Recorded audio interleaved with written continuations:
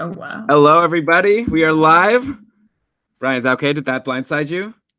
No, I thought, well, when you... No. We're live now. Yeah, you just want to start the like informal recording. Yes, of course. But still, now we're present in front of all of our If millions. anybody still chooses the YouTube channel as their preferred means of consuming the episode, this is the first thing they're seeing. Yeah, and hearing. And hello, thanks to everyone who joined us. We got 1, 2, 3, 3, 2, 1 in the chat room. What up, Josh? Best fantasy hockey podcast. Much appreciated. You know, let's just say we're good. I don't know about best. Let's say we're okay. But in their tagline. Yeah, well, you know the tag. You know how it goes. You just gotta play it up. In reality, we're very nice, humble people. But of course, also in reality, I destroy everyone in my fantasy hockey leagues every single week. So I'm not gonna be humble about that. All right, I'm ready to go.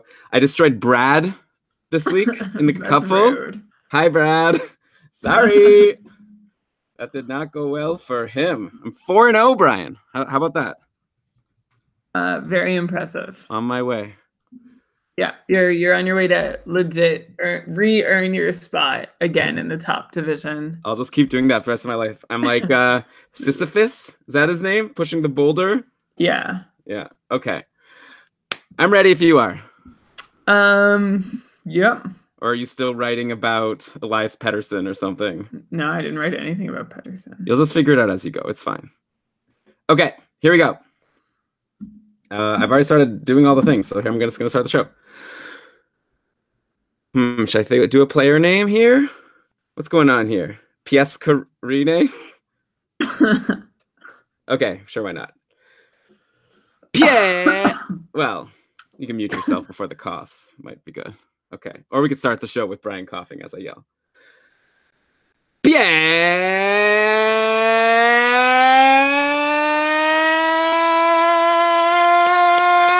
Karine is back, baby, and so are we. Welcome everybody to another. Sorry, you need to do it again. Your sound went wild. It's at the thing. Oh man, you know what I mean when I say your sound went wild, right? Yeah, I hear it in the edit, but there's nothing I could do about it. Yeah.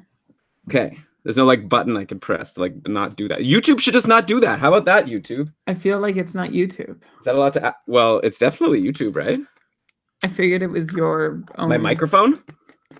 Well, like, I don't know. It's not. It doesn't happen to me. I've already done Elias Pettersson Matthew like 3 times. Yeah, you have to do it the whole season. Every episode. I'll just do a normal start. Now this has killed me.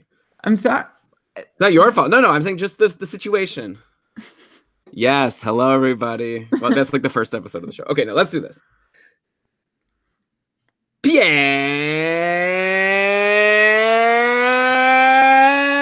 Karine is back, baby, and so are we. Welcome everybody to another episode of the Keeping Karlsson Fantasy Hockey Podcast, the best fantasy hockey podcast in the world, hosted by 2 guys who own Erik Karlsson in their keeper pools.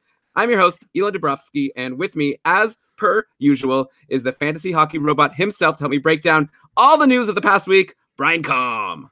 Hello, Elon. Hello, everybody listening. Thanks for giving us your 90 minutes or so once again. Here's a fun behind-the-scenes fact. Sometimes something goes awry when Elon is opening the show with his big yes, and he has to repeat it several times, but he never loses an ounce of energy. From that moment all the way through to the end of the show, we can count on you all the time, Elon. The Energy Elon. That's your nickname. That's the name I've got for you for this week. I think you might want to workshop that a little bit. But thanks. I appreciate it, Brian. I'll try my best. The only thing that's going to bring me down is if Henrik Lundqvist gets a shutout tonight, because that would be a real bummer for one of my matchups. But I don't think it's going to happen. He's against Buffalo. But they are on the second half of a back-to-back, so you never know what could happen. They did score 9 goals yesterday. Maybe they could have saved 1 for today. But anyways, we don't have time for any of that. We've got a huge show today. Lots of outjuries, lots of hot streaks and cold streaks, all the typical stuff we like to get to. And we're going to get to all of it just for you. Before we get started, of course, we must mention that we are presented by DobberHockey.com, which is the best fantasy hockey website out there. Like,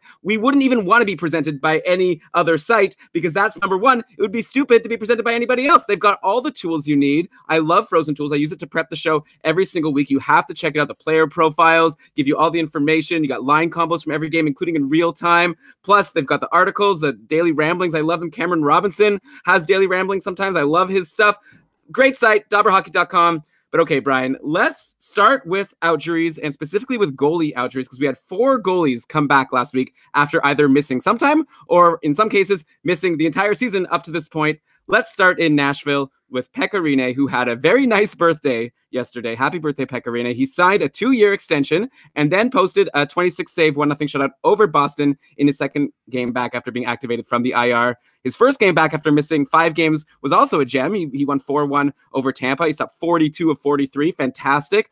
Brian, if you recall, back when we recorded our almanac over the summer, we were apprehensive about Rinne for a couple of reasons. Like, one, he had just choked in the playoffs, and UC Saros played well, so we thought maybe Saros could challenge. And then 2, Rinne was scheduled to become an unrestricted free agent at the end of the season, so we thought also maybe that's a reason why Nashville's going to start playing Saros more, just in case they don't have Rinne moving forward.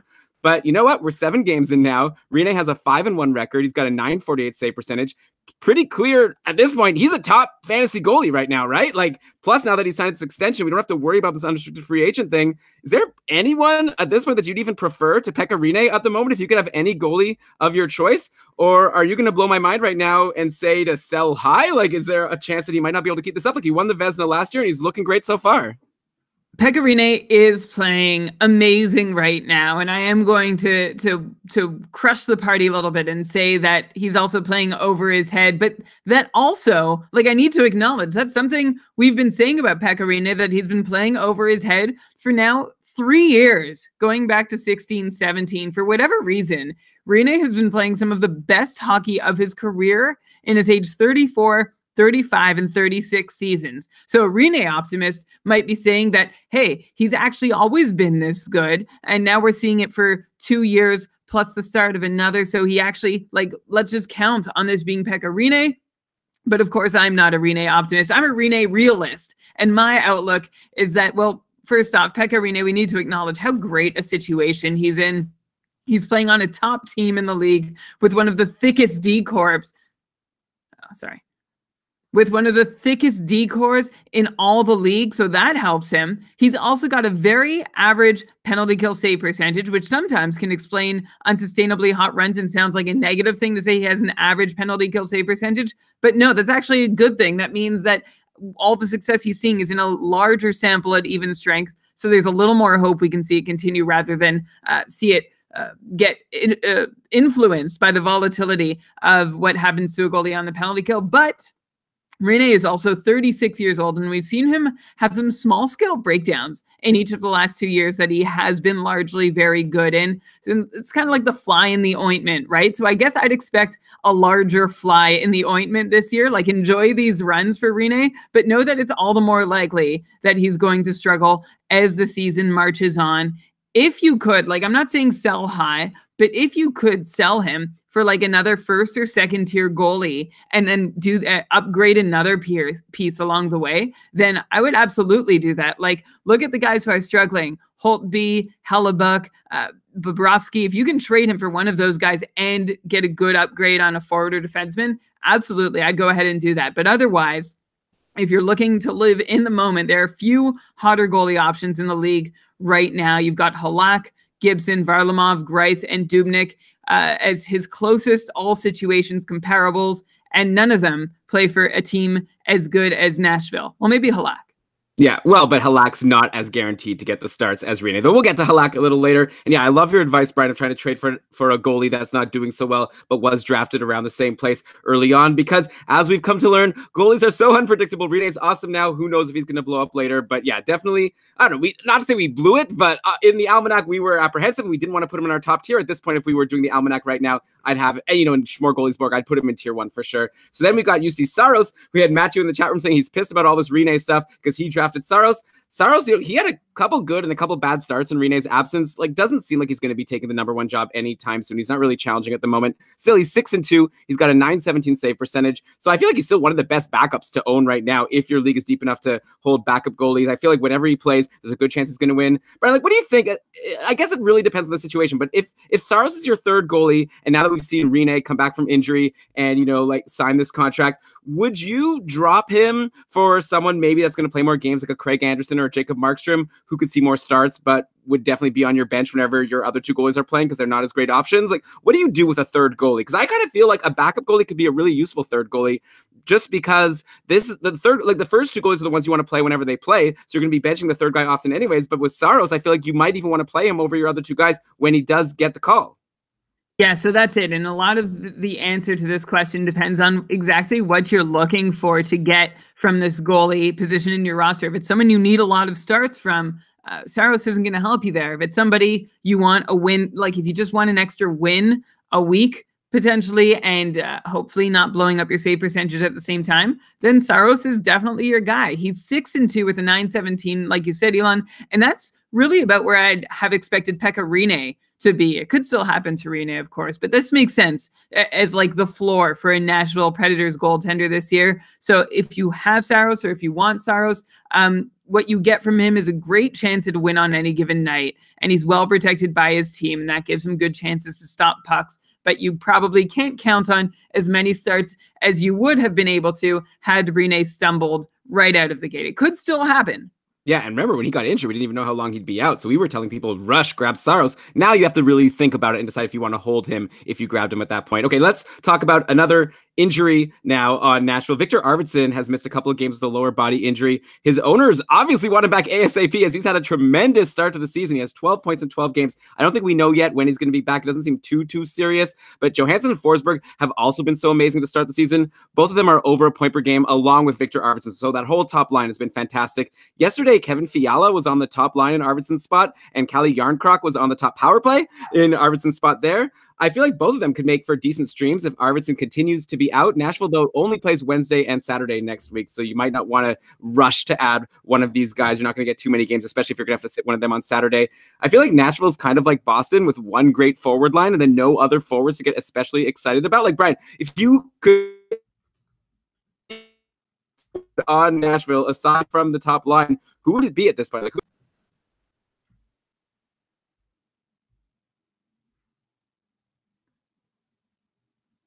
I can't hear you. what's happening? I finished. I asked you a question. Oh, sorry. I think my internet or our internet dropped. Okay. Elon, I don't know that this is going to come as a surprise. It's a really boring answer. I like Craig Smith. He's the boring but dependable choice on Nashville. And you look at where he is in the lineup, he's still playing on the top power play. He still plays with Kyle Turris at even strength. Okay, Brian, hold up. People in the chat room are saying my mic went out. Oh, okay. Oh, thanks for letting us know. That's so helpful. But much appreciated. Okay, Thanks, from where? chat. Should I just talk about Victor Arvidsson from the beginning? I liked how you said he was tremendous. I think you should use that word more often. I just have a plethora of words that I like to use throughout my life. I don't want to lean on any one too often. Look at you using the word plethora to describe. Okay, so overused word though. If only you were listening, then you could tell me where my internet went out. But you were distracted, and now I don't know where to go from. Ugh. Okay, so I'll just go from the whole Victor Arvidsson thing again. I think you could go yesterday, Kevin Fiala. How do you know? You heard everything before that? I mean, I heard a lot, but it got garbled. Well, so I don't want garbled. Okay, so start over. Okay, so yeah, we need to be here for each other, Brian. You gotta tell me when this stuff happens. Well, I just assumed it's me, and then I assume you'll get mad at me. Let's not assume that. And it's my fault. Your internet, like something is still not working well. Okay, I don't know. Are you plugged in? Are you hardwired today? Not today. Why don't you get yourself hardwired? Think I should do that now? Yeah. Maybe? But now we're doing good. Why don't we try until the next thing? Okay, but like you're okay. Let's try one more time. Okay, I'm just gonna go back from Arvidsson. Victor Arvidsson has missed a couple games with a lower body injury. We still don't know how long he's going to be out for. His owners obviously want him back ASAP as he's had a tremendous start to the season with 12 points in 12 games. Johansson and Forsberg have also been amazing to start the year, both over a point per game, along with Victor Arvidsson. So that top line has been so hot. Yesterday, Kevin Fiala was on line 1 and Kalle Järnkrok was on the top power play in Arvidsson's spots. Both of them could make decent streams if Arvidsson continues to be out, though keep in mind Nashville only plays Wednesday and Saturday of next week. So don't grab one of them just to get like a game or two, especially because if Saturday's a busy day, you might not even play that guy. So keep that in mind, but they could be decent guys to play maybe in daily fantasy on FanDuel just because, you know, that top line or that top power, but those could both be really sweet spots. Nashville to me is kind of like Boston. They have one great forward line and then no other forwards to get especially excited about in fantasy. Brian, who's the fourth forward you like best on this team? If you could have one guy on Nashville that's not named Arvidsson, Forsberg, or Johansson, that's a forward. Here's something that might not come as a surprise for anyone who's listened to the show long enough. I like good old Craig Smith as my fourth Nashville forward. He's a boring but dependable choice. And if you look at where he's playing on the second line with Kyle Turris at even strength, and he's playing on the top power play too, although his top power play deployment has fallen off a little bit over the course of this year so far. So he's not as dependable a piece there as he has been in the past, but he's still often there, has just 1 point in his last 5 games, so that doesn't help my like for him, but he is averaging about 16 minutes still along that stretch, along with 3 shots per game as well. While Arvidsson's out, though, I would prefer Fiala, but if everybody's healthy, Craig Smith is the guy I'm going for. Järnkrok and Fiala are both tough because it seems like they either hit it big or miss entirely. If I'm reaching for upside, I would go Fiala, but if I'm just looking for steady, I go Craig Smith. It's funny because I actually have a totally different name that I was expecting you would say. Like, I'd say my answer is Kyle Turris, who's got 11 points in 14 games. He's been so solid. Craig Smith has been kind of quiet lately. Yeah.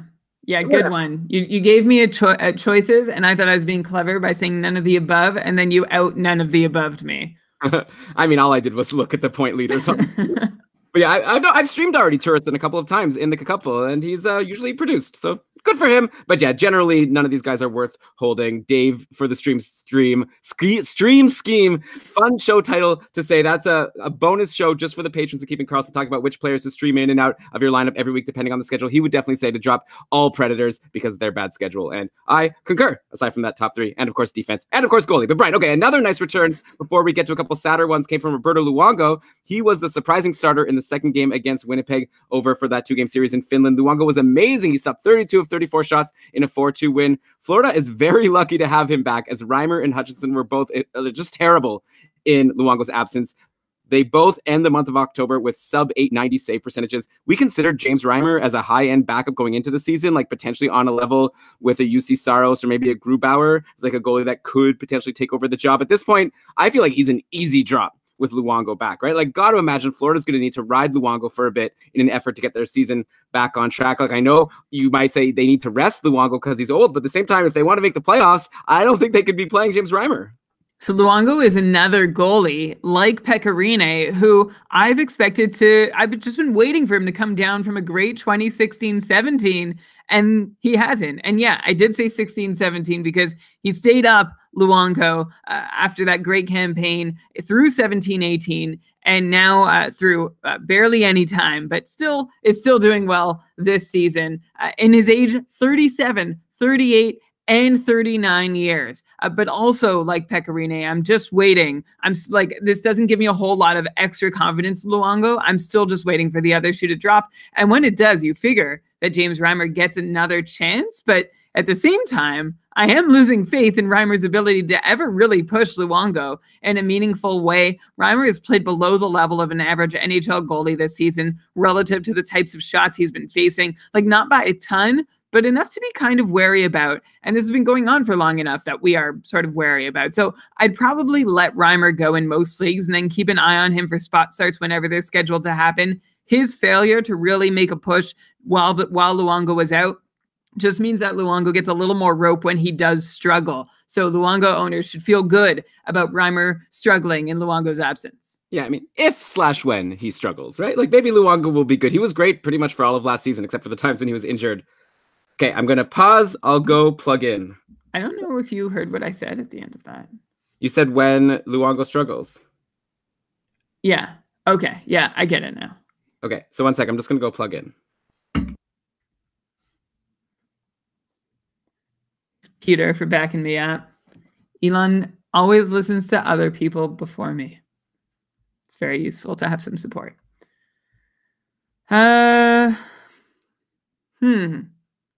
We're spoiler alert.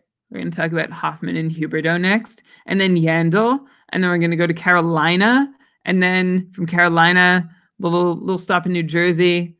Then we're gonna talk about Joe Thornton coming back, Torrey Krug coming back, Jacob Silverberg doing well. This is what you get for coming to the live show. Little sneak peek of what's coming up, and then of course there's a whole bunch more after that. Doug is worried about, like, Luongo. You still need to be worried about Luongo's health. And if I'm Florida, Like, I wonder if they try and acquire like a better.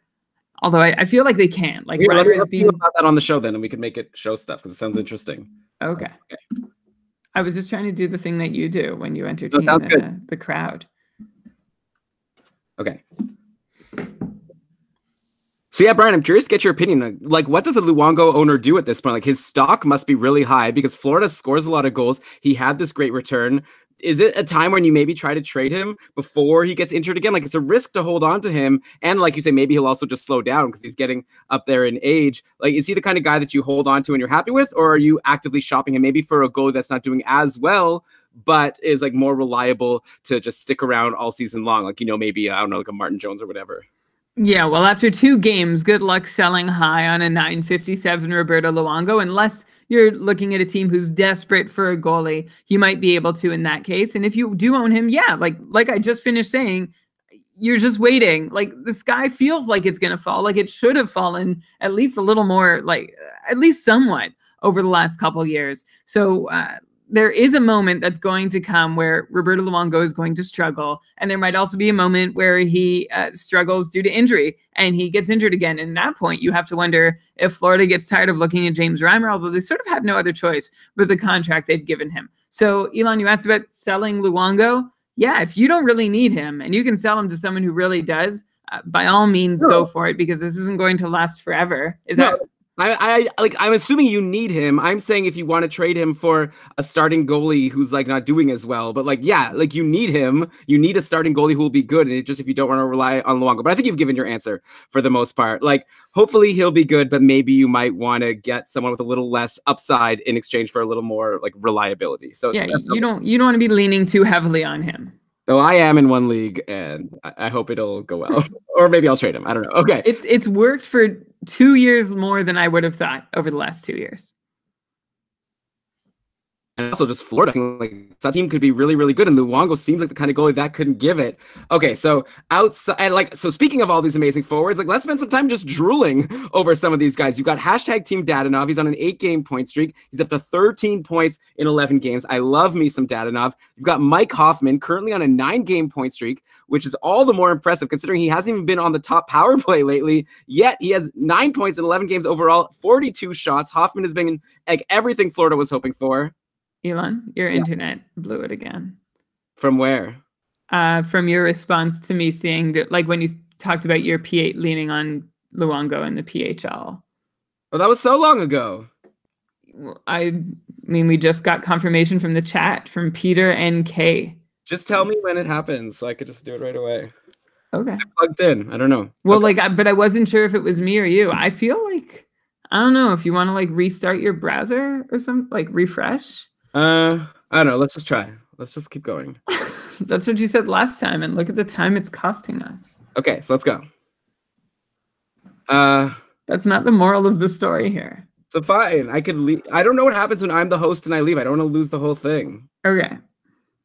So just tell me next time and I'll just retake it. You've done it before and it worked out fine.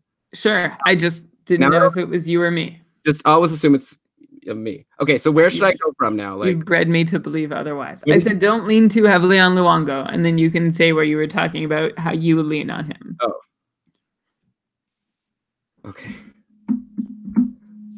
Well, yeah, I am leaning on him in one league. Not leaning on him because obviously I've done fine with him injured. I'd say obviously as if you guys know. Trust me, I've been fine, but I'm hoping he'll be great. I could trade him if I wanted to, but I think I might. Hold on, just because this Florida team looks so good. Like, look at these amazing forwards. Hashtag Team Dadonov is on an 8-game point streak. He's up to 13 points in 11 games on the season. He's been so, so good. Mike Hoffman is on a 9-game point streak himself, which is all the more impressive considering he hasn't even been on the top power play lately. He has 9 points in 11 games overall, 42 shots. Then you've got Jonathan Huberdeau, who's got 10 points in 11 games. We had a question from Jason Kent on Twitter asking, would you rather have Mike Hoffman or Huberdeau for the rest of the season? Huberdeau gets that PP one time, but Hoffman gets more shots, which is not a category in this league, but leads to more points, and is left wing, right wing eligible, which is huge. And I answered saying I would go Huberdeau because power play one is just, I think, just such a great opportunity to get more points. But maybe do you think the shots in extra position flip things for you? And also, of course, they could switch this power play at any time. They've done it before. Who do you like better between Huberdeau and Hoffman? So this is the sort of question that we anticipated heading into the season would come up. And Jason, our Twitter friend, did a pretty good job of summarizing their pros and cons in the question he asked. Hoffman has picked up 18 of his 42 total shots on goal in just his last 3 games. So just keep that in mind if you're super pumped about his shot totals. There was a string where Hoffman was putting up 1s and 2s in the category rather than more meaningful contributions, but his shot rates are actually up for real on the whole. He's both attempting and registering more shots on goal. So that bodes well for him, even though he might be seeing a little less time at even strength. And then you look at Huberdeau, who is averaging nearly 3 shots per game himself. That's not too shabby. It might look shabby next to Hoffman's totals, but generally it's gonna help you out a fair amount. And as you said, Elon, Huberdeau is getting the better deployment. I don't see much of a difference in which of Hoffman or Huberdeau has been more deserving of their numbers so far. Like neither one looks to be more or less sustainably scoring than the other. So I'm also going to join you in leaning Huberdeau as the guy I pick between them for his top power play role, unless the reason you go Hoffman is if you want to trade off a handful of power play points for some big shots on goal outbursts that could potentially win you a week in your format. But that's a very league specific sort of decision. Right, and also this position eligibility, if you really need that right wing. Okay, one more guy on Florida, and then we'll move on. But Keith Yandle, up to 12 points and 35 shots in 11 games. Can you believe, Brian, I was offered a trade for Yandle. Like, I drafted Kevin Shattenkirk, and before the season started in my PHL league, I just got offered Yandle for Shattenkirk. I was like, okay. I clicked accept, and I'm so happy I did. Yandle's career high is 59 points, which he got in 2010-11. Are you going to take the over or under on him being able to break that this year? So far, he's on pace for like 85. I don't think he's going to get that high, but seems like getting over 59 is definitely... You need to start from so far he's on pace from 80 for 85. Okay. So far, he's on pace for like 85. I don't expect that to happen, but I feel like beating 59 is definitely in the realm of possibility. I'm going to go over on Yandle's career high. It just feels hard not to at the moment. The difference for Yandle so far this season has been his power play production. He already has 2 goals, 3 assists for 5 points, which makes up almost a third of last year's 18 power play points total. And of course, he's made up so much ground in not even a seventh of the season. Yandle's also firing shots with the man advantage like never before, even compared to his prime Phoenix days. And it's paying off for him so far. 2 goals on 17 shots, which is high, but only like a goal high. So it's hard to see why not take the over on 59 points for Keith Yandle. The Florida power play has been so lethal, and there's a chance they could even be more so with one of the league's lower 5-on-4 shooting percentages, but one of the league's bigger differences in their actual and expected goals for per 60 minutes that suggests there might be a little unrealized value coming from that power play because of those shooting percentages. And of course, if there is, Yandle is going to continue be one of the beneficiaries there. So I am a big fan of all the shots Yandle's taking and all the goals it'll help him score. And that super strong power play he's on. Elon, highway robbery that you were able to get him for Shattenkirk before the season started. Wow. Love it. And by the way, I know there's some Barkov and Trocheck owners listening going, yeah, but they're not doing like as well as I expected them. Like Brian's saying, there's even room for this power play to improve. I have no concern about either of those guys. This Florida team, if Roberto Luongo can hold on, I think they could get themselves back into playoff contention before too long. Okay, let's go to a couple other goalies who returned that have not looked as good. So Scott Darling finally had his season debut on Tuesday versus Boston. He took the 3-2 loss, stopping 28 of 31 shots. So not great. Not bad by any stretch, like a fine return. Petr Mrazek then took the Friday game versus the Red Hot Coyotes, and he took a 4-3 overtime loss. Mrazek actually let in 3 first-period goals and then settled down for the rest of the game and did pretty well. And then Grabner beat him in overtime, so Arizona took the win. Then Scott Darling played yesterday, and once again he let in 3 goals, this time on only 25 shots versus Vegas in the 3-0 loss. So that's 2 games now for Scott Darling, and he has an .893 save percentage, so right around his dismal .888 from last season. Mrazek has been just as bad, as well. He's got a 3-3-2 record and .880 save percentage over 8 games. Curtis McElhinney's also there, but I can't imagine he's going to factor in too much. Do you think, Brian, we're just going to go back and forth until someone earns the net with a decent game? Is it just going to be Darling and then Mrazek, or do you think Darling will at least get some leash since he's just recently returned and Mrazek didn't earn it? Like, like, I'm just curious to get your sense overall. Like, is this back to being 50-50, no way to know who's going to take it, or do you still think like Darling is in the lead? I am in the place where I think this is going to be a job that yo-yos back and forth between Scott Darling and Petr Mrazek. And it's a real shame that Mrazek could not stand up. And it's a real shame that Mrazek could. I'm just going to start my answer again. Okay. This is a job that I fully expect to yo-yo back and forth in Carolina between Darling and Mrazek. It's a real shame that Mrazek couldn't step up in what might have been the last chance he had to prove himself as a #1 goaltender in the NHL. I know I'm no longer going to advocate for him to be a #1 goalie in the league until I see a change. And it took me a long time to get to this point. I think I had one of the longer stores of patience for him, but it's been exhausted now. Only Jake Allen and Mike Smith have performed worse relative to expectation than Petr Mrazek so far this year. And I'm losing faith in those guys too, that they're capable starters. But back to Carolina, you look at what Darling did in his first couple games, and that's a shame too. Like, he was not able to erase any of the doubts created by last year's abysmal campaign. Like, you know, with Mrazek's performance so far, the door is open, Scott. Walk right in. The tricky part here for Carolina is that they're playing like a really good team, and it stinks to be just kneecapped by their goalies time and time again. And if you're wondering whether it's worth owning either of these guys, you have the same concern. Carolina is up there with the best in the league this year in expected goals for and shot attempt differentials. So you should want the person who's playing goalie for them most nights. But if it's at the risk of wrecking your save percentage or goals against average, then, you know, it's a little scarier, or giving up a pile of goals against. I would say Markstrom and Anderson types aren't better than Darling and Mrazek because, well, first off, I don't know. Well, Anderson's a good goalie. Markstrom is an okay goalie. But on any given night, it's hard to say that one is going to be better than the other. You want those starters like Markstrom and Anderson if you're hurting for starts. If you're looking at comparing guys like Darling and Mrazek to Grayson Lehner, again, you have Grayson Lehner who could put up. Wait, Brian, I didn't ask that question. I know. I just sort of fell into it. Yeah. Yeah. I don't. Can you just like kind of end your answer it? Okay. Okay. Well, you. Or we can even skip that whole thing. If you could just come up with an ending.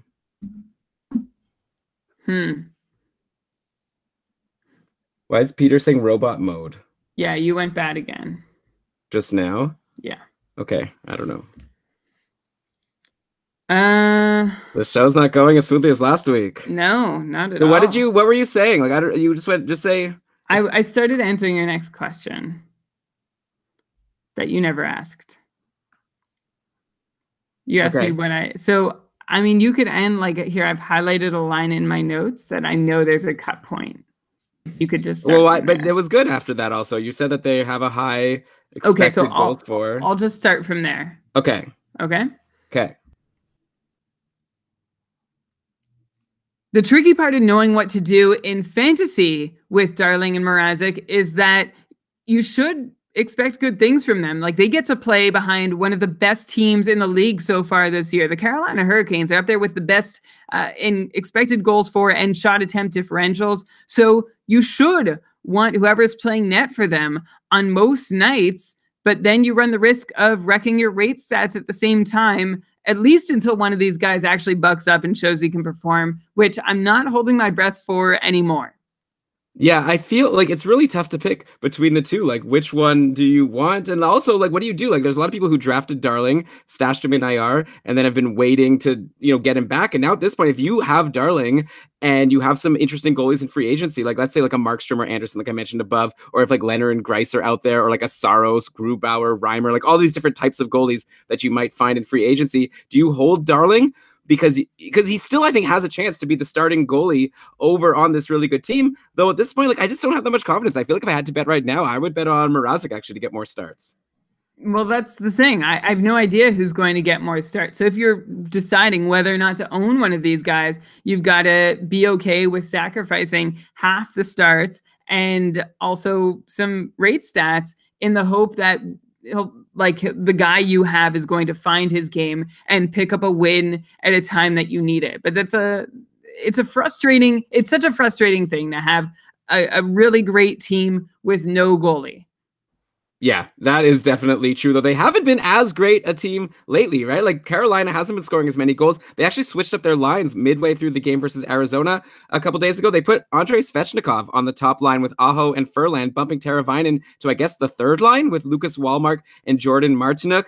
Those lines held yesterday, and also Warren Fogle got bumped from the Stahl-Williams line that had been doing really well at the start of the season. Brock McGinn got up to play with Stahl and Williams. So Svechnikov, anyways, he's the one that I'm kind of interested in. He responded. He got a goal on 4 shots on Friday. Of course, was pointless yesterday since the team got shut out. He only took 1 shot versus Vegas.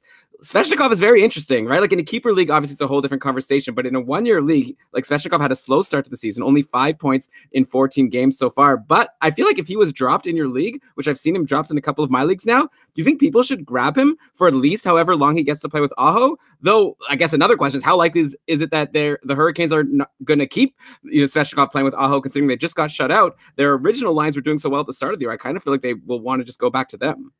So here's the thing with Carolina that you just zeroed in on, is that I'm here saying they're such a great team, and they've really struggled lately. They won 4 of their first 5. Then the Canes, they're now on a 4-game losing streak. They've lost 7 of 9. And on this 4-game losing streak, the Canes have scored just 6 goals. So it's not so surprising to see things get shaken up by a coach, especially a rookie coach trying to get his team going.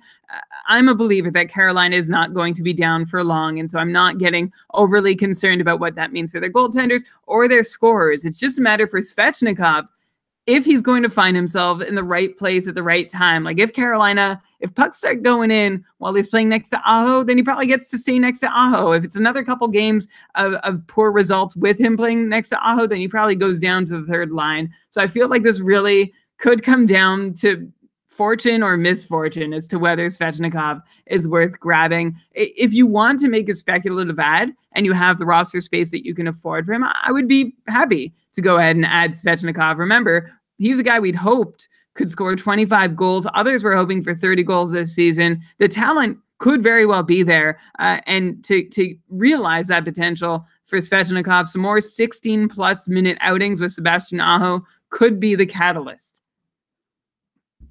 Yeah, I feel like in him, I would maybe wait for the next game's practice.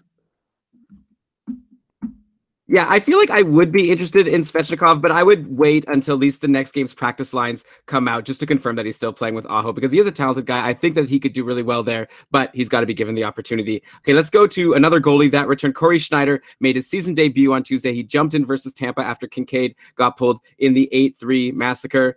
Then, just like Darling, he let in 3 goals in his first full game in a 4-3 loss to Detroit. He stopped 27 of 30 in that game. Keith Kincaid got the call yesterday, and he was great in the 3-0 loss to the Islanders. He stopped 30 of 32 shots. Kincaid has struggled a bit lately since his hot start, though. He has a .913 save percentage on the year overall, so it's not as if he's running away with the job. But still, my sense is that Kincaid is the starter, and Schneider's going to have to steal the job from him. And to be honest, I just don't think that Schneider has it in him after all of these hiccups and like issues, like all these hip issues that he's been dealing with. Like, I just don't feel like Schneider has it in him anymore. We talked about it actually on our Patreon cast earlier in the week. I'm curious, like, do you concur? And like, how do you expect things to turn out in the Jersey net for the rest of the season? I totally concur with you that I am about over waiting on Corey Schneider, just like I am Peter Mrazek. Like, I think I'm turning a corner on my past goalie assumptions, and I'm sort of finally giving up the ghost on a couple guys I was holding a candle for. But Schneider's older, another injury behind him now, and we look at we don't have to go very far back to see him being awful. Last year, he only had 45% of his starts as quality. That means we're league average or better in save percentage for the most part. And a 45% number in that measure is very, very bad. Less than half the time he was a league average goalie. And like 1 out of every 6 starts saw Schneider with a save percentage of below .850. So this is why even before the season started, I'd given up on Schneider ever returning to form. This is Keith Kincaid's job now. And even if he struggles, Schneider is kind of an impotent challenger until further notice. And by the way, Kincaid has a positive delta save percentage, which means he is outperforming his expected save percentage just by a little, but still, that's better than not.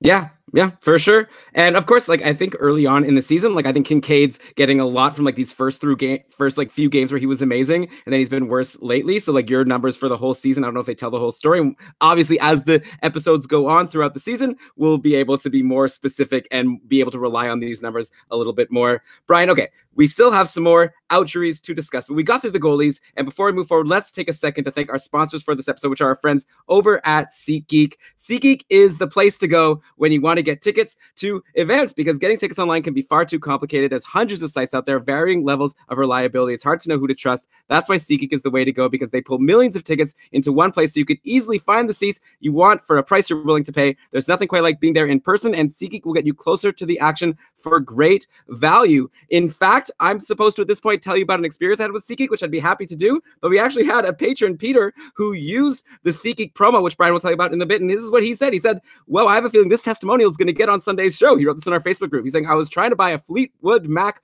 ticket, and the offers were terrible on Kijiji and another ticket site, which I probably don't want to name on this show, but like, and I just got a floor seat on SeatGeek, which after the keeping discount costs only $71. Those seats are going for more than $200 on other sites, and Kijiji dude was offering them for $300. I was skeptical about SeatGeek, but now I'm sold. Brian, our listeners can also be sold on SeatGeek. I'm glad you had a good experience. Peter and Brian, how can other people get this discount to get an even better deal than what they're seeing just on the site by default? All right. Yeah, you like Peter can get in on the action and get an even better deal on an already fantastic value ticket by listening to our podcast and hearing this promo code and then entering it into the app. When you do it, all you need to do, download the SeatGeek app, enter the promo code KEEPING. That's promo code KEEPING for $20 off your first SeatGeek purchase. And then let us know how it went. Let us know how great the deal was. Okay, so Brian, you're not going to say their amazing new slogan they've come up with? SeatGeek, life's an event. We have the tickets. Boom. Good job. I still like ours from last year. Be a geek, get a seat. You say that every time. Every week you just reaffirm that you still like ours from last year. Yeah, SeatGeek, come up with something a little better, I think. Or just use ours, and we won't even charge you for it. But okay. All you did was repurpose the two words that make up the compound word that is their name. Hey. Genius is sometimes in being precise and quaint. But okay. If someone didn't hear it, what was it? Be a geek, get a seat? Yeah, it's fun. Embrace being a geek. Being a geek is the new cool thing. Look at Christian on Survivor. He's doing great. It's the Look way at to the go. Big Bang Theory. Look at Sheldon. Look at young Sheldon. Don't watch that show, Brian. I'm a cool geek. But okay, can we please move on? We've got some big... That was the joke. Big outjuries to discuss, including Big Joe Thornton returned to the Sharks on Tuesday. Nothing in his first two games back, but he did score a goal on his one shot that he took yesterday. So that's 2 points in 5 games now for Joe Thornton on the season. Looks like Thornton actually spent some time on the top line with Pavelski and Evander Kane yesterday in the 4-3 OT win over Columbus, but was also out of the top 6 for a bit, with the 2 most played units being Pavelski, Kane, and Donskoy, and then Couture, Hurdle, and Timo Meier. Thornton also only saw 44% of his team's power play time, as he was off the Pavelski, Couture, Hurdle, LeBanc, and Brent Burns unit, which saw the most time. So at this point, I wonder, is Thornton still fantasy relevant, or is he kind of like Henrik Sedin from a couple seasons ago, where he'll get you like an assist every once in a while, but he's not helping you in shots, and he's not even getting the amazing deployment. And actually, I think Henrik Sedin was getting the amazing deployment all the way down the stretch, so things might be even worse for Joe Thornton.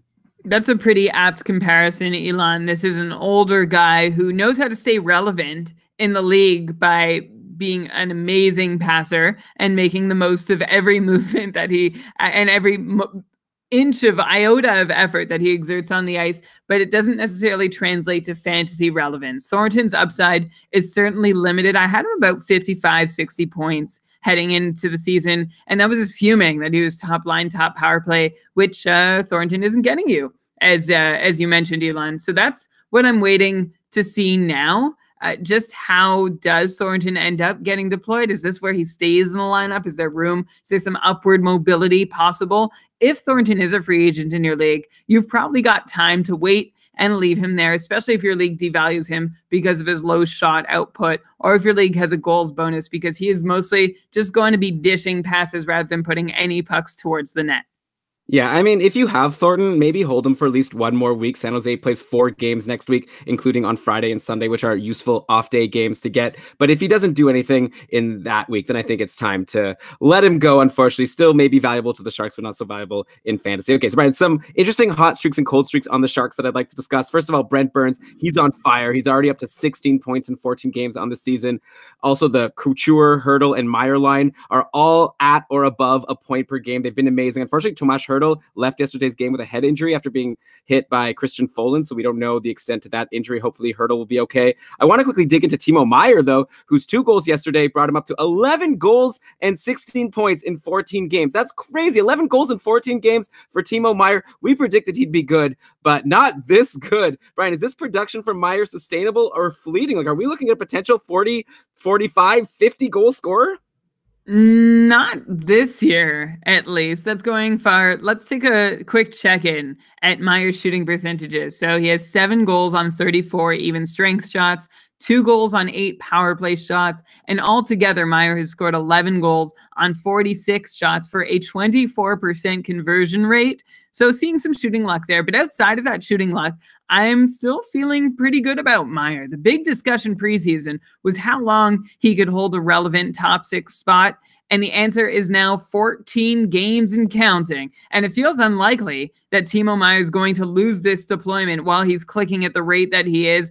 Obviously, he's not going to continue on a 64-goal, 94-point pace, but expecting him to land around 30 goals, 60 points with this kind of deployment is perfectly reasonable. For as long as he's on the top line, it remains Timo time. Should be owned in every single league. Yeah, and that's interesting that you even call it the top line. Normally, we think of the line with Joe Pavelski as the top line, but he's been kind of cold lately. Like a couple cold streaks on the Sharks. Like first of all, there's Erik Karlsson, who I don't really want to get into because it just makes me too sad. But he still hasn't done what I was hoping from him when I picked him in the first round in a couple leagues. But then you have Joe Pavelski, who has a nice 6 goals in 14 games. That would be great if he didn't have 0 assists. And patron Matthew asked us to talk about Pavelski. So here you go, Matthew. You got to imagine he's a buy low candidate at this point, right? Like he must just be having bad luck where people aren't converting after he passes them the puck. Like he's scoring, he's just not getting any assists. It's so weird. Pavelski, come on. Yeah, I think there's room for him to come on. He's been on the ice for 5 power play goals. He scored 2 of them, did not pick up an assist on the other 3. And then at 5-on-5, if Pavelski isn't scoring, then nobody is. He's been on the ice for 5 goals, and Pavelski has scored 4 of those 5. The Sharks are only shooting 4% with Pavelski on the ice so far. That's going to change. So go ahead and buy low on Joe Pavelski from anyone who thinks he's simply slowing down at age 34. Like, sure, maybe Pavelski is not a 70-point guy at this stage in his career, but he's probably still got at least 60 in him and a good shot for 65 once everything progresses back to the mean, as I think it should. A lot of sense. So yeah, maybe 60, 65 point guy, then with upside for more if things start to click for him, if people start scoring maybe an above average shooting percentage while he's on the ice, which you can't guarantee will happen, but it's possible, just like it's possible that he's going to continue to struggle like he is now. Not really his fault. He passes you the puck, then you got to do something. Maybe he should be passing better. I don't know. We got to watch these games and see, but it seems like Pavelski could definitely be doing a little bit better, and he's having some bad luck. Okay, another outjury. Torrey Krug finally started his season with the Boston Bruins. He had an assist and no shots versus Carolina on Tuesday, and then nothing but 2 shots, 2 hits, and 2 blocks in the 1-0 loss to Nashville yesterday. Not much really to say, though, about Torrey Krug. I feel like, for the purposes of advice on this podcast, he jumped right to the top power play as expected. McAvoy and Grzelcyk are both injured at the moment, but Krug was going to get on the top power play regardless, so it's not like that's a factor. Krug had a career-high 59 points in 76 games last season. Do you have any reason to expect anything less this time around, or is this what we're looking at this point? Torrey Krug, 60-point guy once he gets rolling.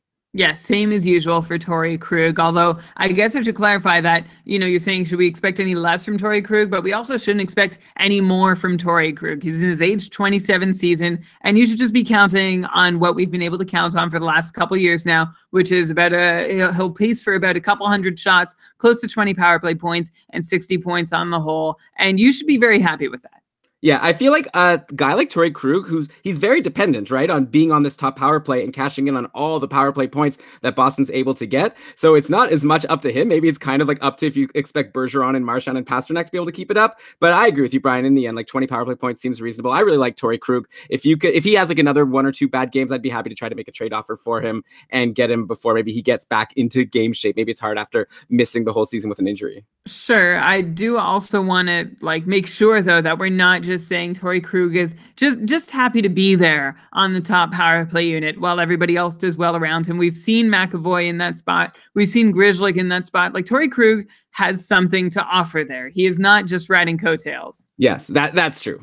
Like obviously he's gonna have to like like Joe Pavelski, right? Like he's gonna pass the puck to someone or he's gonna take a shot, but he's depending on someone to score on the rebound or to score. But yeah, Torrey Krug is really good. We've been a fan of his for a long time. Happy to see him back and going. And of course, since we're on Boston, we have to mention Yaroslav Halak, who got the start yesterday and was amazing once again. He's up to a .952 save percentage in 8 games, just incredible. Rask is in the meantime at like a .902 save percentage in 6 games. I feel like at this point, let's just end it. Like Average Time on Ice asked on Twitter how long we're going to talk about Halak today. And I feel like the answer is not long because there's nothing more to talk about. We've said it. Halak is going to steal the job at this one. He's stolen the job. And until something changes, just status quo. Yaroslav Halak is the top goalie on Boston and maybe a top goalie in the league with the way he's been going so far. Boston plays Monday, Thursday, Saturday, Sunday next week. So it'll be interesting to see if both goalies get 2 games or if Halak gets 3 out of the 4. Halak is still only 59% owned in Yahoo, which is crazy to me. Like I feel like another way to put that is 41% of Yahoo leagues are clown leagues because how could you not want Yaroslav Halak at this point? Like what more does he have to do for you? Yeah, no, he's doing great. If you got him, I'm guessing that Halak is going to start. He could start 3 out of 4 games this week for the Bruins. I feel like at the same time, while Halak certainly has the upper hand now, the Bruins are over Rask. I should specify. I feel like the Bruins are still slightly reevaluating after each start. This is this luxury that they do have where they can switch between Halak and Rask at will and not do great damage to their chances of winning. Like their season is not going to rely upon who's playing goalie. So if they're looking for a reason to get Rask in after he's sat for 3 games in a row and Halak puts up a 9-10, then sure, throw Rask in. And then like it still feels very game by game, but I think I'd qualify it best by saying that Halak does have the upper hand at the moment and feels to me like the 1A. Yeah, and also it's not just like Halak has the upper hand at the moment. Like Brian, you called it. You did intense, deep research over the summer and determined that Halak has been the better goalie for the past couple of years. It was just Rask was getting easier games and Halak was having a tough time on the Islanders with a lot of like really challenging shots coming his way. So you already concluded that Halak's the better goalie. Now he's showing it. So even if Halak has a bad game, I feel like it's going to be tough for Rask to do any better. So yeah, great situation for him and he's taking advantage. And I'm really happy to have him in a couple of my leagues. Okay, let's go to the Anaheim Ducks now. They're on a terrible 7-game losing streak and continue to In-N-Out Burger with Nick Ritchie, Josh Manson, Max Comtois. They're all injured. Silfverberg and Patrick Eaves returned, so that's good for them. Silfverberg got back to his familiar lot in life as he was playing with Kessler and Cogliano on Thursday. He's also been on the top power play since his return. He actually scored a power play goal versus the Rangers on Thursday. Anaheim plays tonight, so that game hasn't started yet, but we'll see how they do. But yeah, Silfverberg, he's got 8 points in 9 games now. Do you think this could be a career year for him now that he's got that power play 1 spot with Corey Perry out? Normally he's not there, but there's no Corey Perry. It's Silfverberg's time. Maybe it's Silfverberg's time. I would rather it have been Silfverberg's time 2 or 3 years ago. Let's see where these points are coming from for Silfverberg. He has a single power play shot on goal, and he scored on it. He's been on the ice for 5 5-on-5 goals, and he's gotten a point on all of them. That's 100% IPP. Silfverberg has taken 14 shots. He scored on 4 of them at 5-on-5. So if we were looking at the Silfverberg of 2-3 years ago, the one who cleared 200 shots without much doubt, I'd be a little more excited. I mean, I am happy for Silfverberg's power play 1 deployment for as long as Corey Perry is out, but there's no reason to believe that Silf is going to do any better than his usual 40-point pace, plus say a 5 to 10 point bonus, depending on how long Perry is out and how long he can hold on to this spot that he's found on the top power play. Silfverberg's career high is 49 points, not a terribly high bar to clear, which does make it easier to try and take the over on that bet and say, yeah, Silfverberg is going to set a career high, but it's not quite impressive or as impressive a feat as it might sound. So I could see Silfverberg landing right around his career high 49 points in this best case scenario where he's playing on the second line at even strength and getting top power play deployment. So not too exciting. It sounds like if you're saying he has upside for maybe like 50 points, and that's if he gets this amazing deployment. Oh, well, we'll see. It's up to him to now prove you wrong. At least he's on Anaheim, which is a great team to own players on because of their strong off-day schedule. Okay, so we've got Patrick Eaves finally came back since forever ago. Like he played one game last season, but really it's 2 seasons ago at the end when he got to the Ducks and was doing so well playing with, I guess, Getzlaf and Corey Perry at the time. Eaves slotted in with Henrique and Isaac Lundestrom on Thursday. He didn't play much, which is fair as it's been quite a while. Got to imagine he gets another shot playing with Getzlaf at some point, as last time he was there at the end of the 2016-17 season, they really clicked. I think it was like 5 goals in 9 games. It was some like really nice run for Patrick Eaves at the end of that season. Right now, though, he'd have to bump Pontus Aberg from the top line with Getzlaf and Raquel, because Aberg got on that line on Sunday. He popped 2 goals versus the Sharks. He stayed there on Tuesday versus Philly, scored another 2 goals. He had nothing on Thursday versus the Rangers, but he did take 4 shots and played a season high 19 minutes and 38 seconds. So Brian, who is Pontus Aberg? Like, I feel like I've probably asked you this before. I recall he was on a run with Nashville. I guess it was in the playoffs a couple of years ago, but I think everyone here could use a refresher. And what are your thoughts on Aberg as a streamer next week? Anaheim plays Tuesday, Wednesday, Friday. So a smart streamer could add him, get 3 games out of him, then drop him for the weekend and still get a couple of games out of the many teams that are playing both on Saturday and Sunday. He would make a pretty good stream, and here's why he might be worth your while.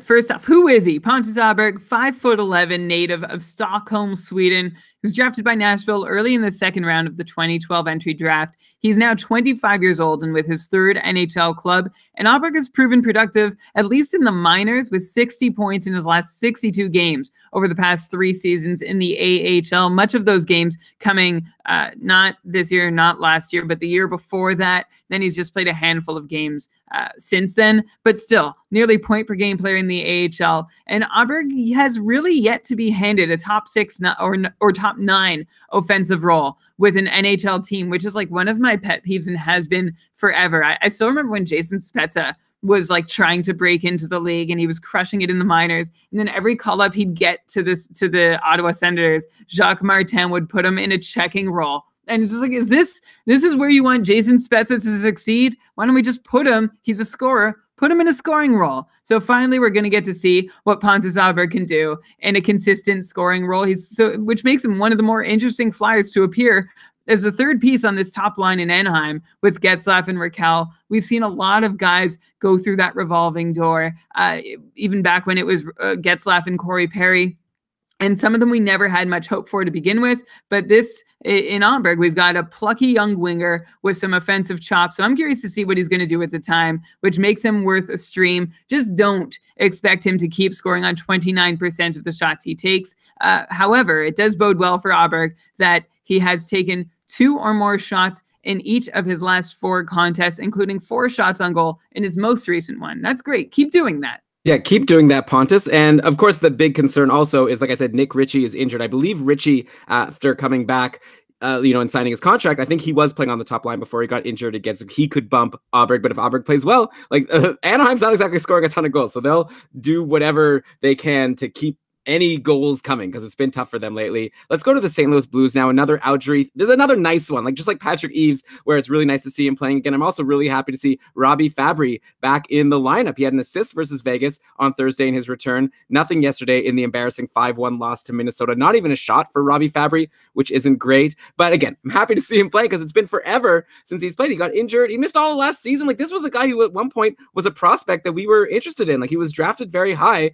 I'll get into the line combo. Like, I could get into the line combos for St. Louis and tell you like where Fabry's been playing, but to be honest, like they shuffled them around so much yesterday trying to get something going versus Minnesota. I imagine we'll see something new and exciting come Tuesday. So let's not even dig into where he's been playing so far. It's possible he gets in the top 6, maybe not. Brian, is Fabry someone on your watch list? He was, like I said, at one time a highly touted prospect with upside, but that just feels like so long ago at this point. Before critiquing Robbie Fabry, let's note 2 things about him. First, Fabri's Thursday game was his first NHL action since February 4th, 2017, which is like forever ago. That's almost 2 calendar years. And then remember that Fabri played just under 9 minutes in that debut, followed up by a game where he played 14 and a half minutes, still not in any sort of scoring or prime role. So you got to give him some time to give him his legs back before you get too hard on downplaying his expectations. But what should our expectations be? Well, with top six deployment, I feel like Fabri's got a real shot at being a relevant fantasy contributor, worth more than the replacement guys at the top of most leagues' free agent list. But he does need that deployment, and nothing ever really seems to stick in St. Louis. So you're sort of looking at Fabri the same way you would someone like Alex Steen until further notice, until we get a better sense of A, what he's capable of, and B, if and where he might be able to stick in the lineup. Yeah, so he's, I mean, kind of like a Patrick Eves, right? Like, if he gets in a good spot, something good could happen, and he's done well before, but it's been so long, it's really hard for us to rely on anything big until we see something happening. Who interests you more right now, Brian, on the Blues, between Robbie Fabry and this other guy, Zach Sanford, who had a 5-game point streak broken yesterday, but 7 points in 7 games on the season so far for Zach Sanford? That's what happens when you play with Ryan O'Reilly, apparently, like Sanford has been doing. Who's this guy? Is he on your radar? And who do you like between him and Fabry? I like Robbie Fabry more than Zach Sanford. Zach Sanford was picked 61st overall by Washington in 2013. And since then, he'd only managed 39 games of NHL action going into this year. And he had just 8 points in those 39 games. Unlike someone like Pontus Aberg, though, Sanford has never really been one of the better scorers, even like where he's been in college, sure, but not in the AHL. Just 7 points over 20 games last season with AHL San Antonio. So, Elon, you pretty much nailed it when you said that's what you get.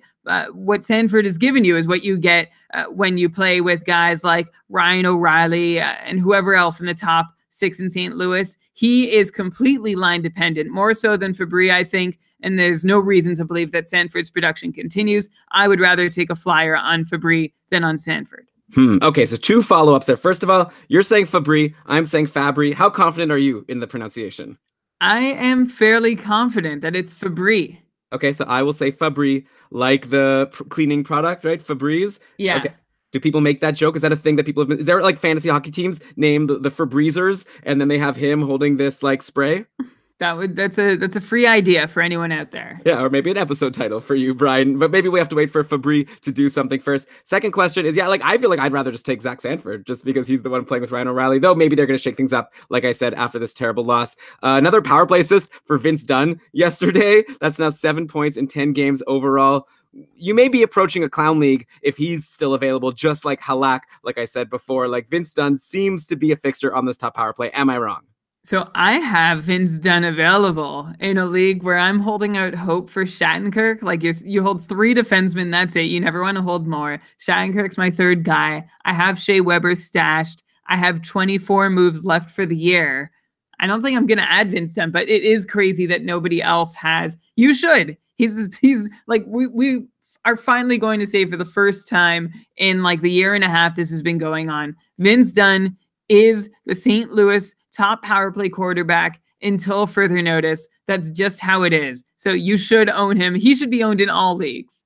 Yeah, Brian, figure something out. Shattenkirk, come on. Neil Pionk just scored again today. I feel like Shattenkirk is, well, we'll see. Like, he was getting some more power play time recently. I'm not sure if it was the top power play or the second power play, because sometimes, the second unit gets more time. Right now, by the way, the Rangers are winning 2-0 going into the 3rd period. We really need Buffalo to score a goal, Brian, for us to win our matchup in our joint league. So come on, Buffalo, just score 1. Also, going back to the Anaheim talk, apparently Ryan Getzlaf isn't playing today. He's day-to-day, which always sucks. And obviously that also is bad for Alberg and like everyone else on the team. Man, poor Anaheim. Just come on. Anyways, okay, but zooming back to St. Louis, now that we've confirmed that Vince Dunn is the top power play guy, are we going to start giving people permission to drop Alex Pietrangelo at this point? Brian, should we drop him in our joint league? He had that nice 3-point game last week, but another 2 pointless outings since. He's now up to only 4 points in 12 games overall. At Jimmer647 on Twitter asked, at keeping Karlsson, Schwartz and Pietrangelo in snoozer territory, should I drop them for other hot wire ads? Because yeah, Jaden Schwartz also only 4 points in 10 games, but let's leave him for another week. But Alex Pietrangelo at this point, like, it's getting crazy, right? Maybe just let him go.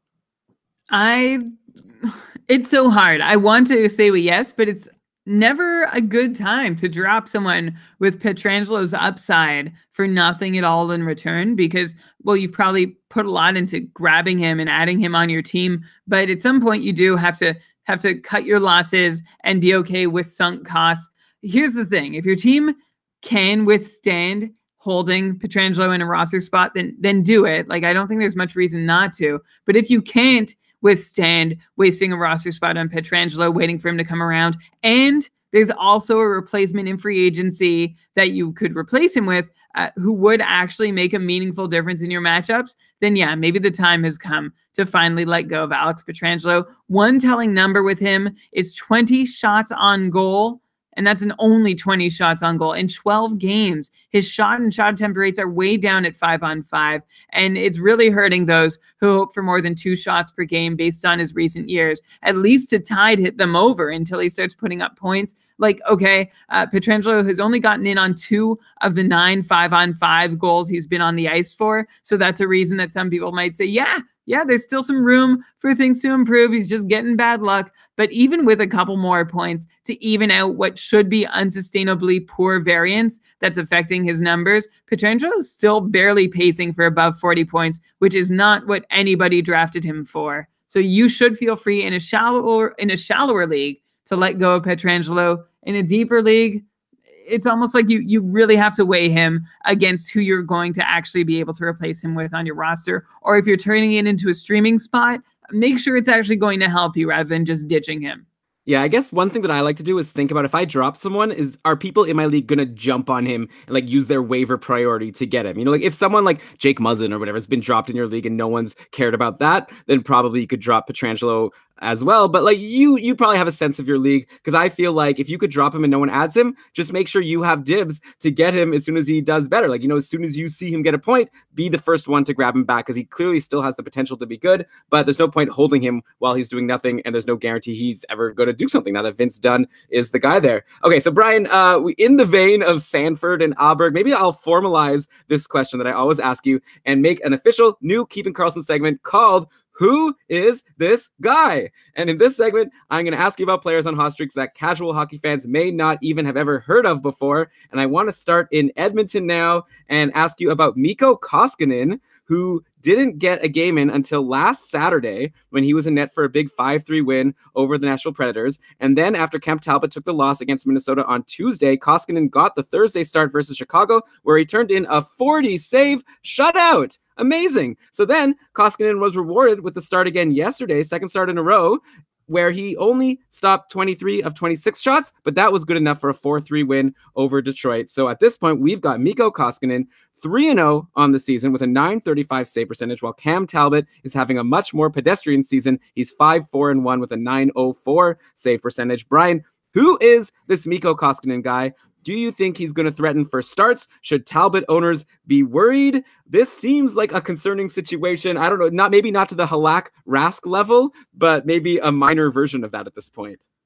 Generally, when you ask who is this guy, we have some, at least we're looking at someone who was picked in the 2011 or 2012 entry draft. For Koskinen, we've got to go all the way back to 2009 when the Isles made him their second round selection. He's a 6'7" goalie. I guess that's what they liked about him, but he did not hang around very long in North America. He played just 49 North American professional hockey games between the NHL, AHL, and ECHL before packing his stuff, heading back to Finland, and then Russia, where as a 30-year-old, he won 22 of his 29 starts for St. Petersburg SKA or SKA, while sharing the net with the goalie prospects a lot of us might be familiar with, named Igor Shesterkin. And Koskinen was fantastic playing in Russia in his last season. He had .937 save percentage, but also his team was terribly stacked, like incredibly stacked. So, give him props for his performance, but it was not all him. Also, if we wanted to try and take a look at what he'd done in the NHL before this season when we were trying to project him, he played 4 games, stopped 103 of 118 shots for an .873 save percentage. So this is why having such a long and circuitous path to being what seems like a full-time NHLer now, this is why I think we're all kind of surprised that is working out. Here's the thing. Koskinen and Talbot haven't actually been that different at 5-on-5 so far. At least it's too soon to say that Koskinen has been better because he has not played so many minutes. And to Talbot's credit, he has played above what an average NHL goalie would have been expected to offer in his place. But the difference between Koskinen and Talbot right now is their penalty kill performances are polar opposites. You have Mikko Koskinen holding it down on the penalty kill incredibly well, and Talbot holding the third worst penalty kill save percentage in the league amongst goalies who've seen at least half an hour with the being a man down. But this stuff doesn't generally hold. Like penalty kill save percentage, as we mentioned earlier in the show, tends to be kind of volatile. So keep that in mind before you get too excited about what Koskinen's doing in Edmonton. I think it's still for sure Talbot's net, but maybe Talbot gets more rest than originally planned. And I wouldn't rule out the Oilers brass even doing a little bit of chest thumping and told you so. Oh, wait, can you do that again from pumping their chests? Like, can you say that sentence again? Okay. And the Oilers brass could even just now have a reason to play Koskinen more often, only so they can puff up their chests and give a told you so to all the haters out there who suggested it was a silly idea to spend $2.5 million on a backup goalie who is essentially unproven in North America and had good numbers by virtue of playing for the best team in the KHL, who... Like, we're probably right to say that and offer that critique, but now the Oilers could play Koskinen more often, or at least he's given them reason to play him more often to just rub it in their faces that so far it's working out okay. Yeah, that's the thing with Edmonton. Like, you never know what they're going to do. I tell you, like, I think as a Cam Talbot owner, I'd be a little bit nervous because I think they're going to run with the hot hand, especially they haven't had the most amazing start to the season. So, yeah, like, we'll have to see. And with goalies are so random, right? Like, Koskinen could have done nothing forever. And now all of a sudden, well, he was actually good, but you're saying, like, on this really good team in the KHL. But, like, he could still end up having a really great season. Stranger things have totally happened. And Cam Talbot, it's been a while since he's been really good. He struggled last year. He's not doing great this year. So I don't think it's outside of the realm of possibility. I feel like I'd be looking to add Mikko Koskinen in like most leagues. Like if all of the backup goalies are like, you know, if like all the starting goalies are owned and some backup goalies are owned, that would be the type of situation where I'd be at least thinking about grabbing Koskinen, because whenever he does play, there's a decent chance the Oilers can get the win just because Connor McDavid could go off for a whole bunch of goals. Speaking of the Oilers and Connor McDavid, Drake Caggiula has gotten onto the top line and has 3 goals in his last 2 games. I guess I could ask you, is there anything there with Drake Caggiula? Though keep in mind, Ty Ratty is off the IR now, and I think the sense is he's going to get his line 1 spot back. Do I have that right? Forget about Caggiula, even though he's been good in these last couple games? Yeah, exactly. Caggiula is playing on the top line with Connor McDavid. That's all there is to it. You don't want him a moment beyond the time he spends on the top line.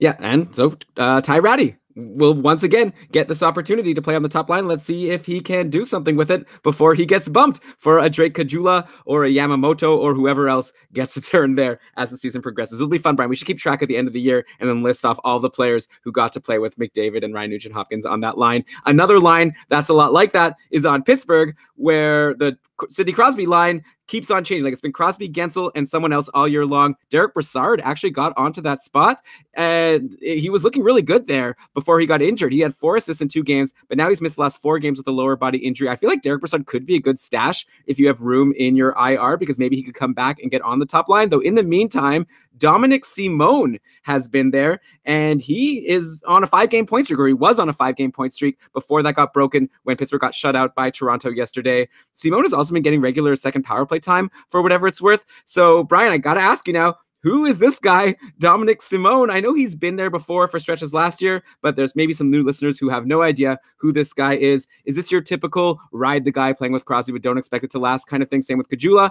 Or is there something to the 24-year-old Dominic Simone to think he could be the kind of guy that's worth holding in fantasy for a little bit?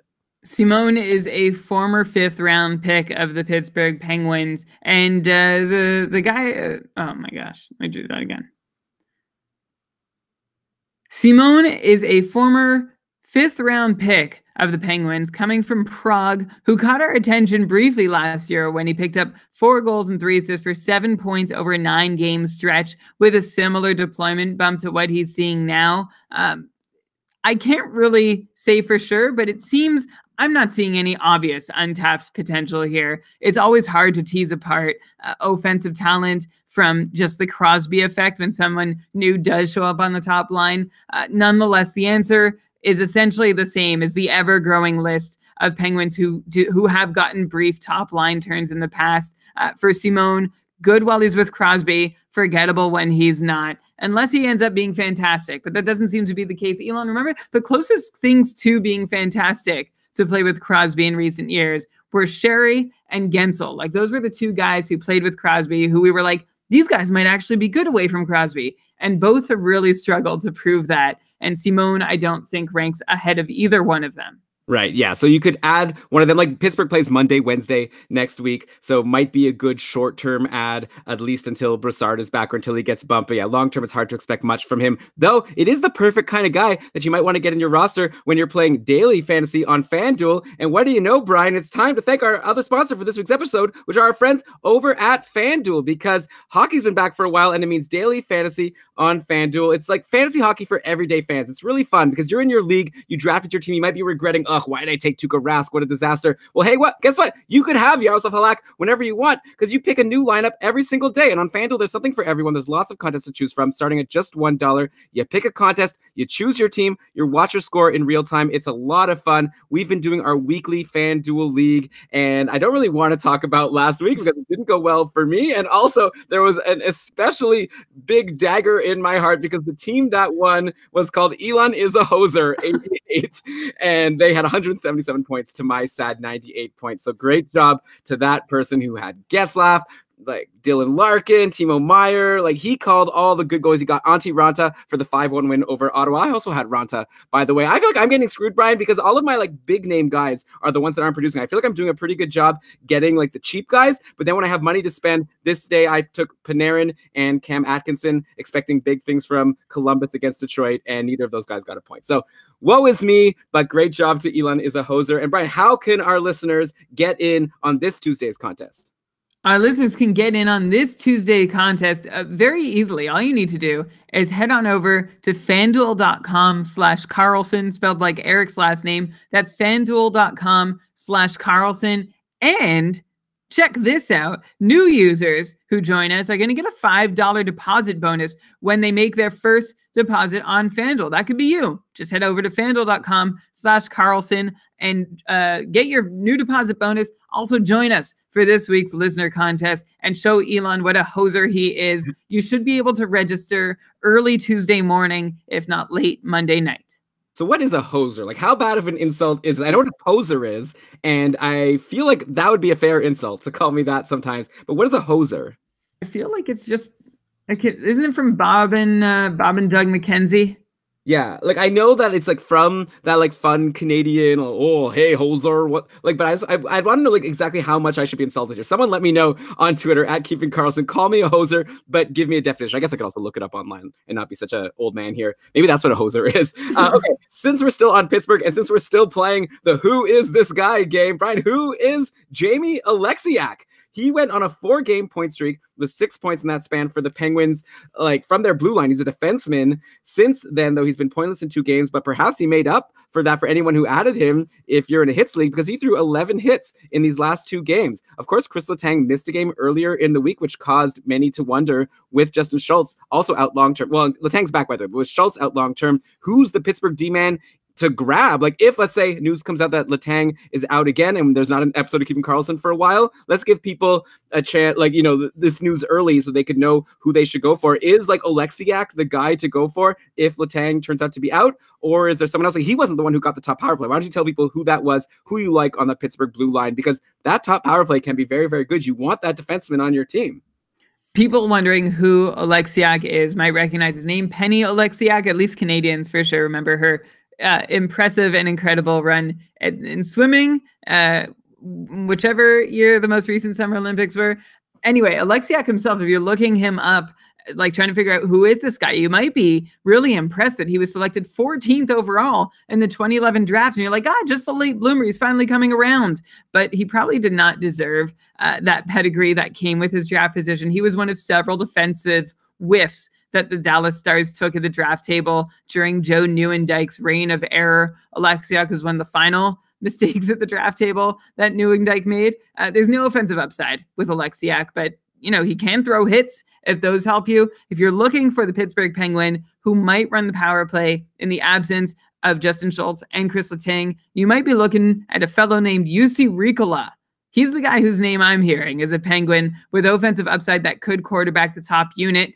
That said, Elon, you or I could probably quarterback that top unit and pick up a point here and there, which is why you want Jussi Riikola. Like, I don't even, who needs to know who Riikola is other than that he gets to play on the top power play? If that happens, just keep an eye out for it. And you know what the jokes will be there. Riikola! That'll be so fun. If you get, but hopefully just Chris Letang will be fine. Like, that was a little bit concerning when he just missed a game. But, if he's going to miss one game here or there, but be healthy generally for the season, that would be great because Letang is having an amazing season. I've even heard murmurings that maybe he could be the type of guy that wins a Norris Trophy if he could stay healthy all year. So, where are you hearing these murmurings? I like Twitter. Where does anyone hear anything nowadays?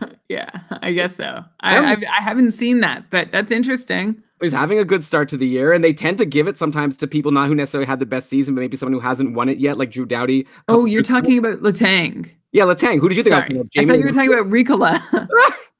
No. Okay. Well, maybe in a few years. So patron Michael asked us to talk about Matt Murray. Another rough outing for him yesterday. He has an .890 save percentage in 8 games on the season. Do we have anything new to say about Murray since the last time we brought him up? Are we looking at Casey DeSmith in the Koskinen or maybe like a Linus Ullmark vein at this point as someone who may start to challenge soon for starts? Not like it hasn't been a good year for Murray. There's a lot of other goalies I'll get to in a second that hasn't been a good year for that people were expecting better from. I've been mentioning on our patrons only Facebook group for a little while now that Casey DeSmith is legit in the picture, in my mind at least. If I'm a Murray owner, I am sweating. I'm a Mike Smith owner and a Sergei Bobrovsky owner, and I've been sweating about those two. But if I had Matt Murray, I wouldn't be feeling all the more comfortable. I think there's a growing possibility that Casey DeSmith starts 1 or 2 games per week, especially if Murray continues to struggle and really just can't settle in, and DeSmith can string together a couple starts. I could see him getting at least a brief spell. It could be a 1A, 1B situation if Murray does not pick up his game before too long. Man. It's tough. Goalies are tough. Like, Brian Murray isn't the only high-tier goalie struggling lately. Like, Connor Hellebuck has only 1 good start in his last 5. He's sitting at a .907 save percentage. Braden Holtby has been even worse. He has an .888 save percentage on the season through 10 games now. We talked about Bobrovsky's struggles last week, and while he had a couple good games in a row after that show, he put up a stinker versus LA yesterday. Let's not even start on Tuukka Rask again. You mentioned Mike Smith. In general, it seems like the one thing I will say is a little bit of an I told you so, just to anyone who used an early draft pick or big auction money on a top goalie. Like, maybe you hit on someone, like maybe you got Vasilevsky or Pekka Rinne and you're laughing, you're like, no, it was totally worth the pick. But it seems to me like it's just so hard to know. Like, even though you have your preseason rankings and you see which goalies are supposed to be the good ones, it seems like every year now, some are good, some are bad. There's no way to know. So I feel like the clear strategy going to next season, which was my strategy for this season, is let someone else use their high picks on these goalies. You use your high picks for guys you could definitely rely on, like a Pasternak or whoever. Like, it's more rare that a top couple round pick that's a skater does badly, even though Erik Karlsson is maybe the exception to that rule right now. But yeah, then maybe then you wait and try to take swing or get a goalie like later on. Like, I'm not saying not to take goalies at all, but maybe you could, like, someone this year could have gotten like a Dubnyk or a Ranta a couple rounds later, and they're laughing. But of course, you could have also ended up with a Jake Allen, like I did in the couple, and that is a pain. So I don't really have a question here, but Brian, do you have anything to add? I just feel like drafting goalies is so hard and unpredictable that you might as well just not waste a high pick on one. Yeah, that was our advice going into the season. And I mean, it's borne out for good reason that you can't rely on goalies, especially even a really good goalie week to week. Like, it's so rare to find someone the way, say, Carey Price was in the prime of his career, in his fantasy career, when you knew if you had Carey Price, you were going to win your goaltending stats. But there are so few goalies who have ever been able to really offer that sort of consistency, because 1 or 2 rough starts in a week does you in. And that's where you put all your draft investments, and the rest of your team isn't really able to pick up the slack. So yeah, you never want to go in too deep on a goalie. It's been wild. I've seen a couple of people wanting to sell guys like Hellebuck and Holtby and wanting to sell them too low. I mentioned I have Bobrovsky myself. I actually made a mistake. I put a lot of money on Sergei Bobrovsky in our Cupful auction draft because I thought everybody else was going to do the same and bid more. I just misread the market. Anyway, if you have one of these struggling goalies, hang in there. Maybe you can make an offer to buy low on one of these struggling goalies if you don't have them. But if you do, just still be ready. Like, don't throw the farm or even half the farm at them, because they are always, every goalie is always vulnerable to suffering and falling victim to goalie things.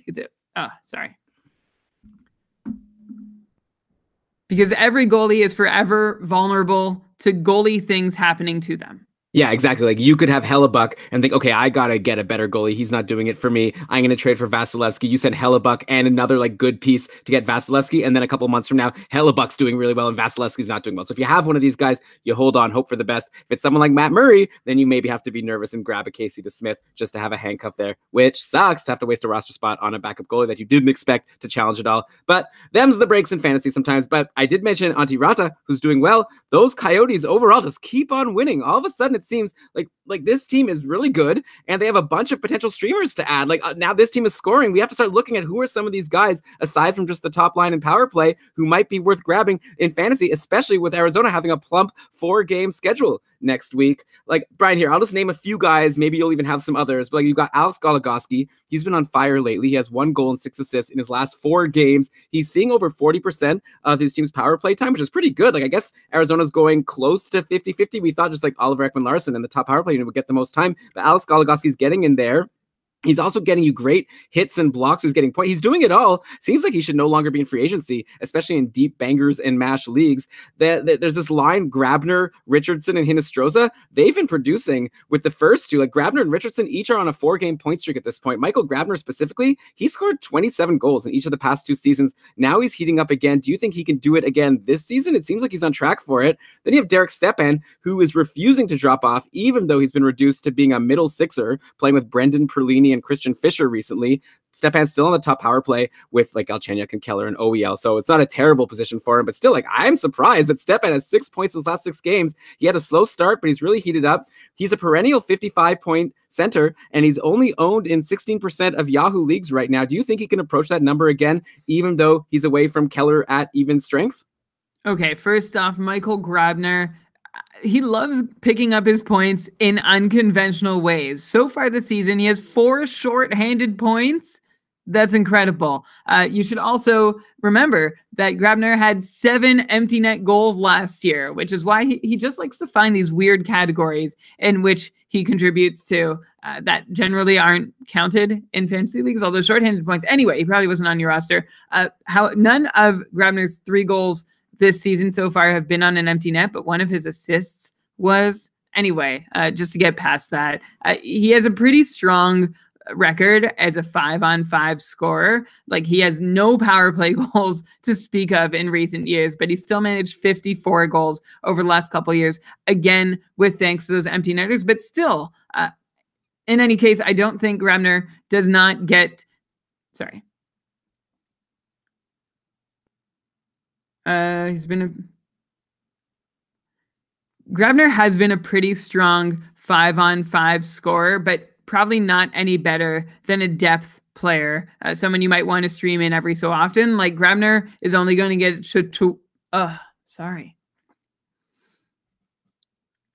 Grabner has been a pretty strong 5-on-5 scorer. He has not relied on power play goals at all. In fact, he has none to speak of in recent years, but still, he's just like a depth contributor, both for the Coyotes and for your fantasy team.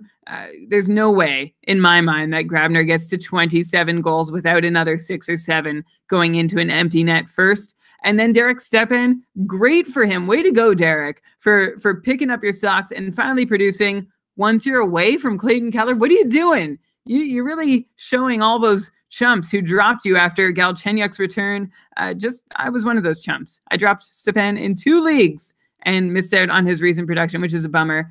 I think if I'm looking at him for the rest of the season, I still think Stepan is probably more in the region of 50 to 55 points rather than 55 to 60 points while playing away from Clayton Keller.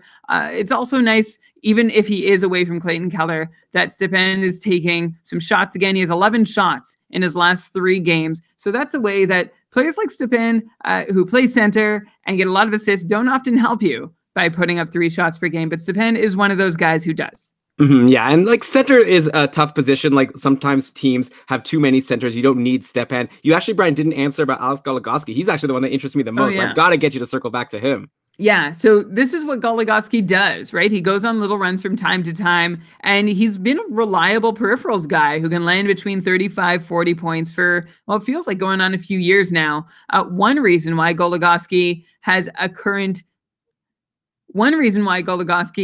near 50-point pace right now, and it won't last. He has a 133% 5-on-5 IPP. You heard that right. 133%, which means he's been on the ice. He's gotten a goal. Nope. Which means he's gotten a point on every goal scored while he's been on the ice at 5-on-5. And he also got a point on a goal scored while he was not on the ice at 5-on-5. Like he made a pass and then went off for a line change and someone scored shortly after. Are you there? Yeah, sorry. Okay. I didn't realize you were going to end there. Okay, so it sounds like you're saying Goligoski's not going to keep up, which he's... Sorry.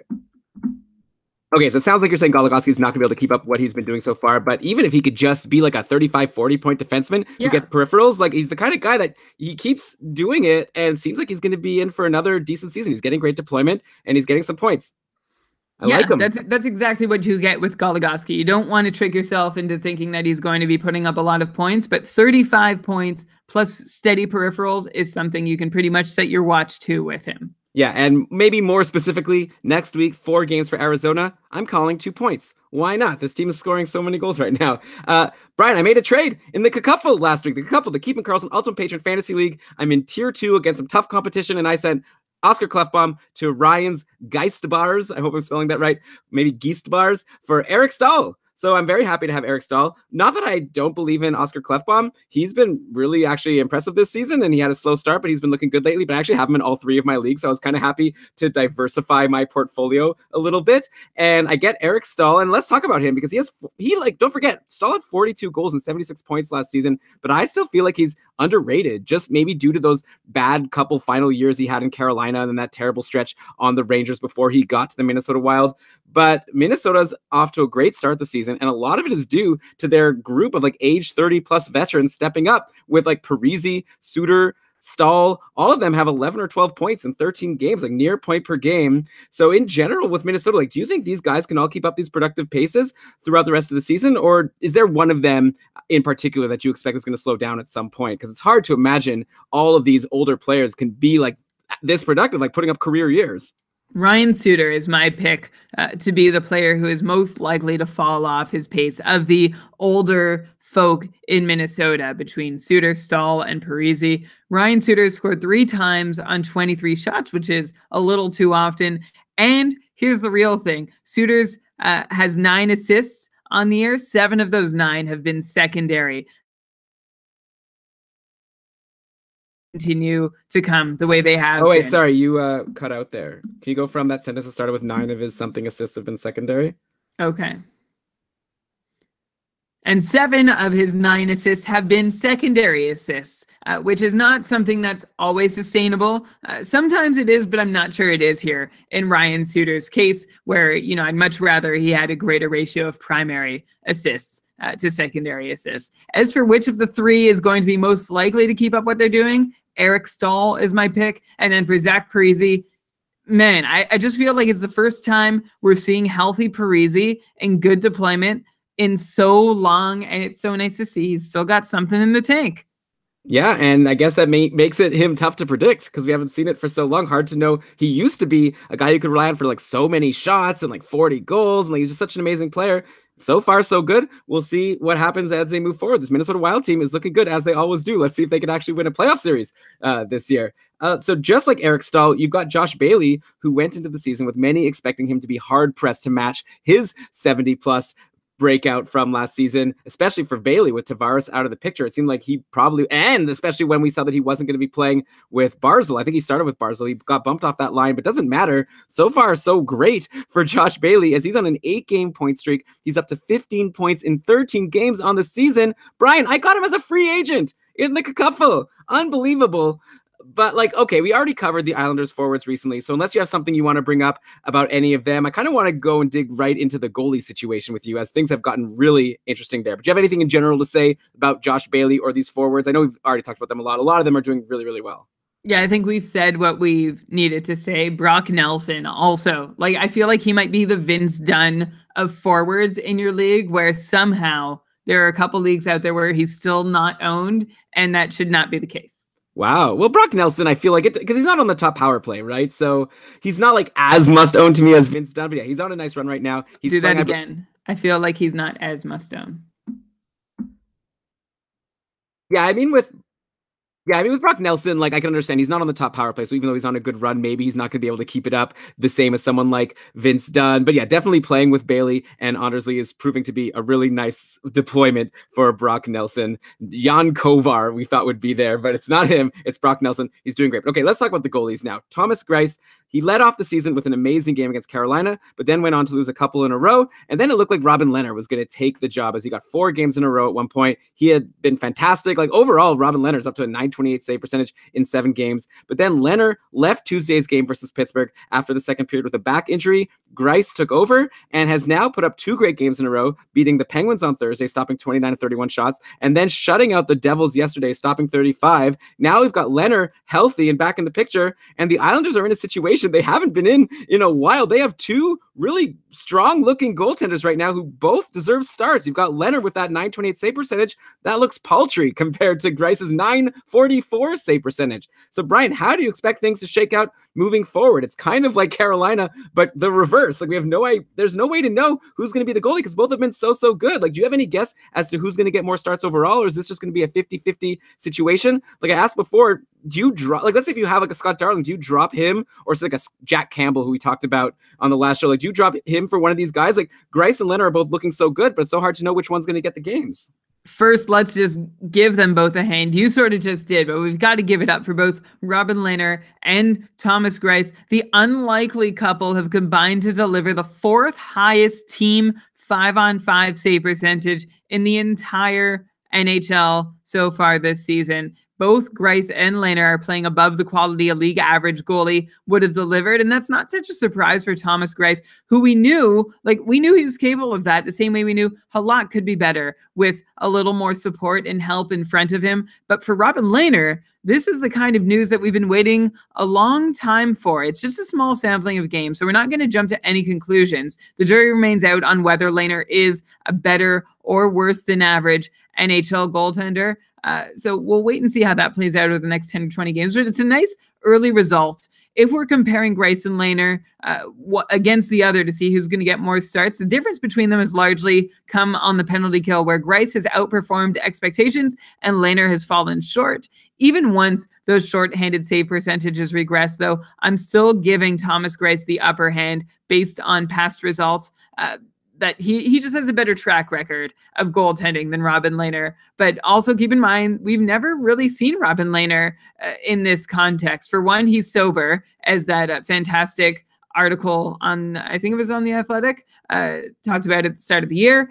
And 2, he's not playing behind a very bad Buffalo Sabres team this year. So those are 2 new things that we're sort of seeing how they affect his numbers and how capable he proves in these situations. I could see them both playing well. I could see Greiss and Lehner splitting starts the whole rest of the season. But if I had to pick one to get more, it would be Thomas Greiss. Yeah, and like the goalie situation in the league now is so interesting. Like I bet you there's a lot of fantasy leagues with a lot of these goalies we've talked about, plus like a Jack Campbell who we talked about last week. Like there's a lot of goalies who are very interesting, some doing well, some not doing well, that we expected to be the opposite. So yeah, bring us your questions at Keeping Karlsson on Twitter. We'd be happy to try to help you decide which goalie to add. If you're going to ask us, should I add this goalie or whatever, you got to give us a lot of context. We got to know who your goalies are, what's your situation, who else is in free agency. Help us help you. And okay, speaking of goalies on the other side of the spectrum, let's talk about Philadelphia, who are having the opposite luck with goalies as the Islanders. And Brian, by the way, did you get the reference there? Spectrum, remember the stadium in Philadelphia?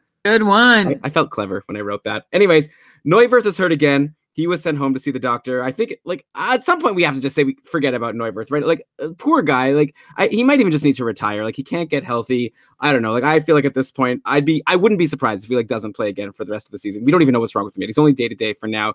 Brian Elliott won 2 games in a row, letting in only 2 goals in each of those games. But now apparently he's injured, which is something I didn't even know when I was prepping for this show. This is news that came out today, so we don't know what's going on with him. Calvin Pickard was decent enough to get a point yesterday before losing an OT to San Jose. Carter Hart has been struggling in the minors, so it seems like he's probably not going to get the call up this year. So maybe, I don't know, an Alex Lyon or a Stoli the goalie gets called up if Brian Elliott is hurt. Just like a crazy situation. Like I wanted to just ask you about Brian Elliott, actually. Like you were actually higher than most on Elliott going into the season. So far he's been very weak, right? He has an .893 save percentage, but he's been looking better recently. He's had 2 good games in a row. Do you think Elliott could be a decent buy low or free agent ad at this point, or do you expect him to struggle to get around a 900 save percentage? And that's of course assuming he's even healthy. If not, then I guess we have to talk about if people should be rushing to add Calvin Pickard, which is like, I wouldn't even be confident in him getting a bunch of starts. Like I feel like whoever they call up would be just as likely as Pickard to get games. I'm still feeling hopeful about a healthy Brian Elliott, who's actually done better in his crease than half the league would have, according to his expected save percentage marker and his actual 5-on-5 save percentage. And that just speaks to how brutal the Flyers have been in front of Brian Elliott. And so I still like him to be decent so long as the team in front of him can be decent. And I like Elliott more now that Neuwirth is out. I thought Michael Neuwirth was going to pose a legitimate challenge to Elliott this season, but health-wise, that's just too much for him to be able to handle. So that's why I think you should consider Brian Elliott the starter in Philadelphia for as long as he's healthy. And if he's not, I guess it's Calvin Pickard. Yeah, or not. Like, I don't know. It's a really tough situation. And and it's not even like their offense has been so good. Like Philly is in trouble lately, right? They've been doing wonky stuff to their power play, which is crazy. This was one of the most reliable power plays for the last couple of years. It would never change. But yesterday they had Giroux, Couturier, Konechny, Nolan Patrick, and Gostisbehere on one unit, and then Simmons, Voracek, Jordan Wheel, Provorov, and Sanheim on the other. So they brought down Voracek and Simmons, and they brought up, I guess, Konechny and Nolan Patrick, though both were getting around 50% of the power play time. And actually, yesterday was the first game that Gostisbehere had with less than 50% of the power play time in the whole season. And Gostisbehere has not been good this year. He only has 5. Do that again. Has not been good this year. And Gostisbehere has not been good this season. He only has 5 points in 14 games.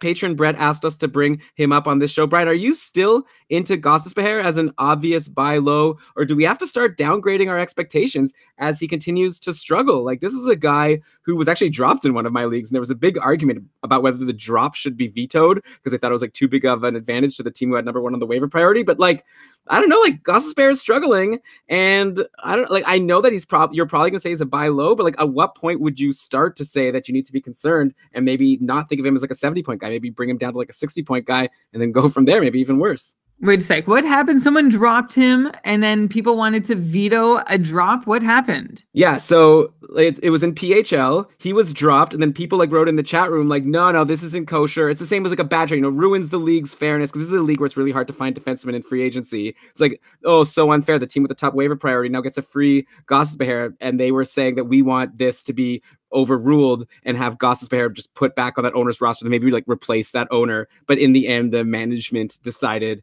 that the drop was fair, and you can't argue with them because he's not like some crazy drop that you would never expect to see anywhere, because he only has 5 points in 14 games. If his name wasn't Shane Gostisbehere, no one would blink an eye at this drop. True. I would just be very curious to see the rest of this owner's roster.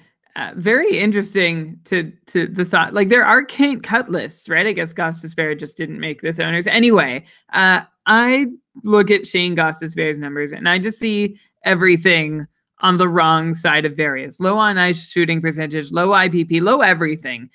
The one thing that we can hold him responsible for are that his shot and shot attempt rates are a little down, but not enough to explain this big a dip. So I am not going to I'm not going to drop Shane Gostisbehere from my roster. I'm not going to do anything close to that. I'm just going to hang on. I'm going to throw a couple buy low offers, see what I can get for him. He's still got to be the guy. And I think a 60-point floor is still very reasonable. Like, I'm still calling that his floor for what he is able to do personally and what the personnel around him are also able to do. Like, the Flyers have one of the best power play teams in the league with Giroux and Voracek and Van Riemsdyk when he's healthy, or Simmons. They've got the personnel. Things just need to start working out a little better for them. Then, like, I don't think they've quite gotten what they've deserved yet. Yeah, I don't know, Brian. Like, okay, you mentioned Ryan Suter as a sell high earlier. Like, you didn't think that he'll be able to keep up what he's doing. Would you, as a Ryan Suter owner, be making an offer for Gostisbehere? Yeah. Wow. I don't know.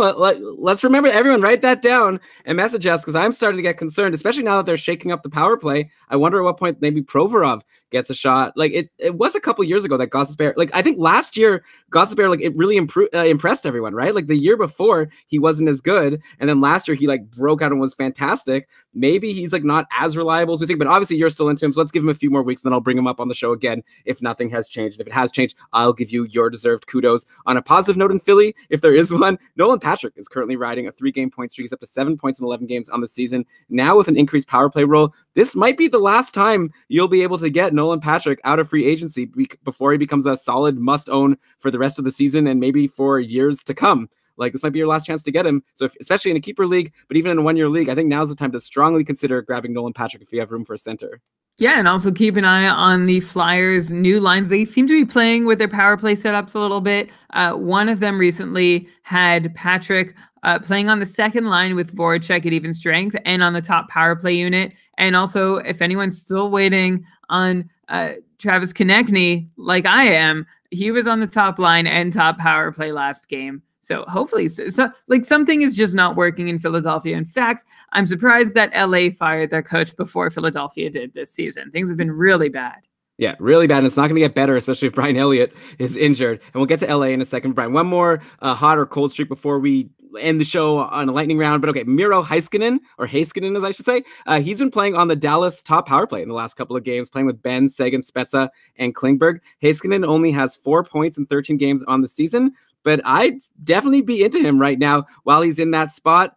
Brian, like, I'd just be curious to know if you agree. Like, it's tough always on the podcast to recommend someone who's actually not producing, but I just have a hunch about Miro Heiskanen that he could have a good stretch coming soon if he's going to stay on this amazing Dallas top power play. He's such a high pedigree prospect. Ottawa wasn't able to get him for Erik Karlsson. And I don't know, like, I'd be curious to know, like, who would you add right now, let's say between Heiskanen or Alex Goligoski, if both were available and they both had similar schedules? If both are available, I'll take Heiskanen because he's got the upside that we can hope for, especially with this little bump in deployment. Whereas Goligoski, everybody knows who he is. And if he's still sitting in free agency right now, he's probably going to be there in a week or 2 weeks from now when you are done waiting on Heiskanen's upside. But Elon, I'll adjust your question to force me. Like, both are going to be gone tomorrow. I can add one today, Goligoski or Heiskanen.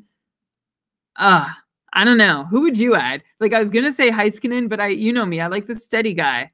Well, first of all, Brian, I went to a lot of effort, and I think you're the one who even told me that his name is pronounced Heiskanen and not Heiskanen. Stop saying Heiskanen. We're done with I know, I blew it with Fabry earlier also. I feel like we're at like this reverse correction part where I just assume we're getting it wrong, and I know I've been corrected on a name, so I go to like the opposite of what I feel inclined to say. Heiskanen. So I was right about Fabry the whole time? Yeah, you were right about Fabry. Right. I think at this point, I know all the name pronunciations. Just go with what I say. It's been a long time since I got one wrong, I think. I don't think that's true, but you're right in this case. Hashtag Team Brian or hashtag Team Elon. Oh, come on. Okay. I've been feeding you name pronunciations all season. Yeah, and I'm learning them. I'm grokking it, and now I know it. What do you mean grokking it? It's a programming saying, Brian. Get with the culture, okay? Not everyone's a teacher. What did you ask me, Heiskanen or Goligoski? Yeah. I mean, I think in a bangers league, I'm going to go Goligoski because he's just a more reliable option. But but also it's like if it's in a league where I'm streaming and I don't necessarily need the hits and blocks, Heiskanen, like I said, definitely has a higher offensive upside. But Goligoski has a decent upside himself for at least like 40 points. I don't know how much more I'd be expecting from Heiskanen. So actually, just give me Goligoski. If it's points only, then give me Heiskanen. Is that similar to what you would say? Yeah, I'm with you. Okay, so let's end the show with just a couple follow-ups, quick lightning round here. On Buffalo, the Eichel Pominville Skinner line continues to roll. Buffalo only plays 2 games next week, but still, I feel like if Pominville is still in free agency in your league, you're at the circus at this point, right? Like, it's not only a clown league, you're at a full-blown circus. Pominville was on a 7-game point streak before today's game, and maybe we could just cut him some slack. Buffalo was on the second half of a back-to-back. Thankfully, they scored 1 goal, so Lundqvist didn't get that shutout that we were hoping to avoid. Pominville didn't get in on it, but before that, Pominville was on a 7-game point streak. 4 of those were multi-point games, 4+ shots in 4 of those games. So Pominville's just been a stud. I can't believe I missed out on him in all of my leagues. Now he's on the top line, top power play. It's rolling. Did you get him in any of your leagues, Brian? You've always been a big fan of Pominville. I have been, and the one year that I don't rush to grab him and, like, in spite of myself, don't pick him up because it's been my inclination forever, is the year that he's actually going to be for real on the top line for a little while. And the funny thing is I had Sherry earlier in the season for playing in that exact spot. So I'm kicking myself for missing it on Pominville, and anybody who happens to be in a circus with Pominville available in free agency, go get him. Go get him. And also congratulations to Jason Pominville, just played his 1,000th game recently. And you'll hear Dave talk about how that was a good indicator that he was going to have a big game in the Stream Scheme episode, which is available, like I said, for patrons of Keeping Karlsson. We talked about Jonathan Quick's injury last week, so there's not too much more to say. I'd imagine he's now, though, on long-term IR. So before we didn't know how long he'll be out. Now it seems like he's going to be out for a long time. And that means if you didn't grab Jack Campbell, and if he's still out there, he's probably not. But like, I feel like he's a must own at this point. By the way, LA had a nice win versus Columbus yesterday. Campbell stopped 26 of 27 shots. Like, maybe LA could turn things around. Dustin Brown is back, and they've been a lot better. At QuayJP asked on Twitter if Budaj could maybe steal the job, and I answered saying that I highly doubt it. I think Jack Campbell's going to get a ton of starts moving forward. I don't think Budaj has it in him. Do you agree with me there? Yes. Okay. And then, like, yeah, like I said, like, it seems like finally, also LA's finally landed on some forward lines that are working for them after this whole time. So they've had Kopitar with Dustin Brown and Iafallo, and then Jeff Carter with Kovalchuk and Toffoli. Dustin Brown had a huge game yesterday. Kopitar, Carter, Kovalchuk all had good weeks. Looks like everything is finally settling for the clear LA forward owns. Like, if you drafted these guys, hopefully you didn't drop them, because now everyone is looking pretty good. Wait, but not Tyler Toffoli, right? 1 point in his last 4 games, only 6 shots in that time. Yeah, well, that was the one guy who's never like been a reliable own, so I wasn't including him. I was talking about Brown, Kopitar, Carter, Kovalchuk, the 2 disappointing guys on LA right now that might still be owned. I agree with you, Toffoli, and then also Jake Muzzin. They were both dropped, Brian, in our joint league. Are you into either of them, or are they both snoozers at this point? Muzzin has been especially terrible. He has a sad 3 assists on the season and no blocks in the last 4 games. Like, Muzzin was always like a really great peripherals guy that also got you points. Now he's not even getting you the peripherals. So I feel like, I don't know, maybe just get rid of him. Toffoli I might hang on to, or maybe we should add, just because he's playing on this line with Carter and Kovalchuk, which is kind of a new thing. I'd like to see how he could do there. Of course, things might change. Breaking news, John Stevens was fired as the coach. They have an interim coach right now, and who knows, maybe things will get shaken up. I doubt they'll do this, because this would be really dumb, but maybe they go back to putting Muzzin on the top power play, going 3 forwards to defense, but they're not going to do that, right? But I don't know. That's the one hope that I would have as a Muzzin owner. Well, their new coach is former Canucks coach Willie Desjardins, and so anything seems possible with Big Willie behind the bench, getting to make whatever decisions he chooses to make.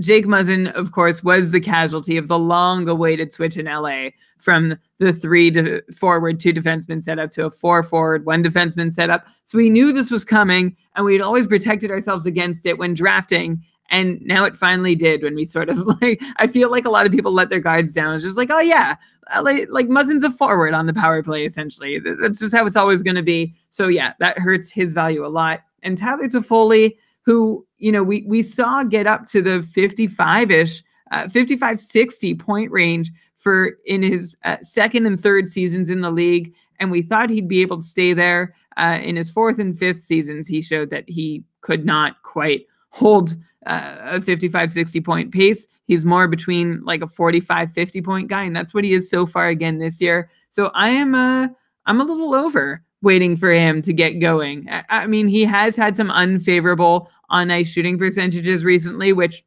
could account for some of the points he's missing, but certainly not all of them. Interestingly, you also, like, he's been one of the casualties of LA taking so long to switch from a 3-forward to defenseman power play. Toffoli is the sort of guy who would be on a top power play unit for several teams around the league, and at least playing a big role on the second unit, but he's never really had the opportunity to get onto the top unit. He's had 12 points, though, from the second unit, has been his career high. So good for him there. I wonder if this coaching change helps him get any time on the top unit. I wouldn't count on it, though. Yeah. So, I'd be okay to just leave him be.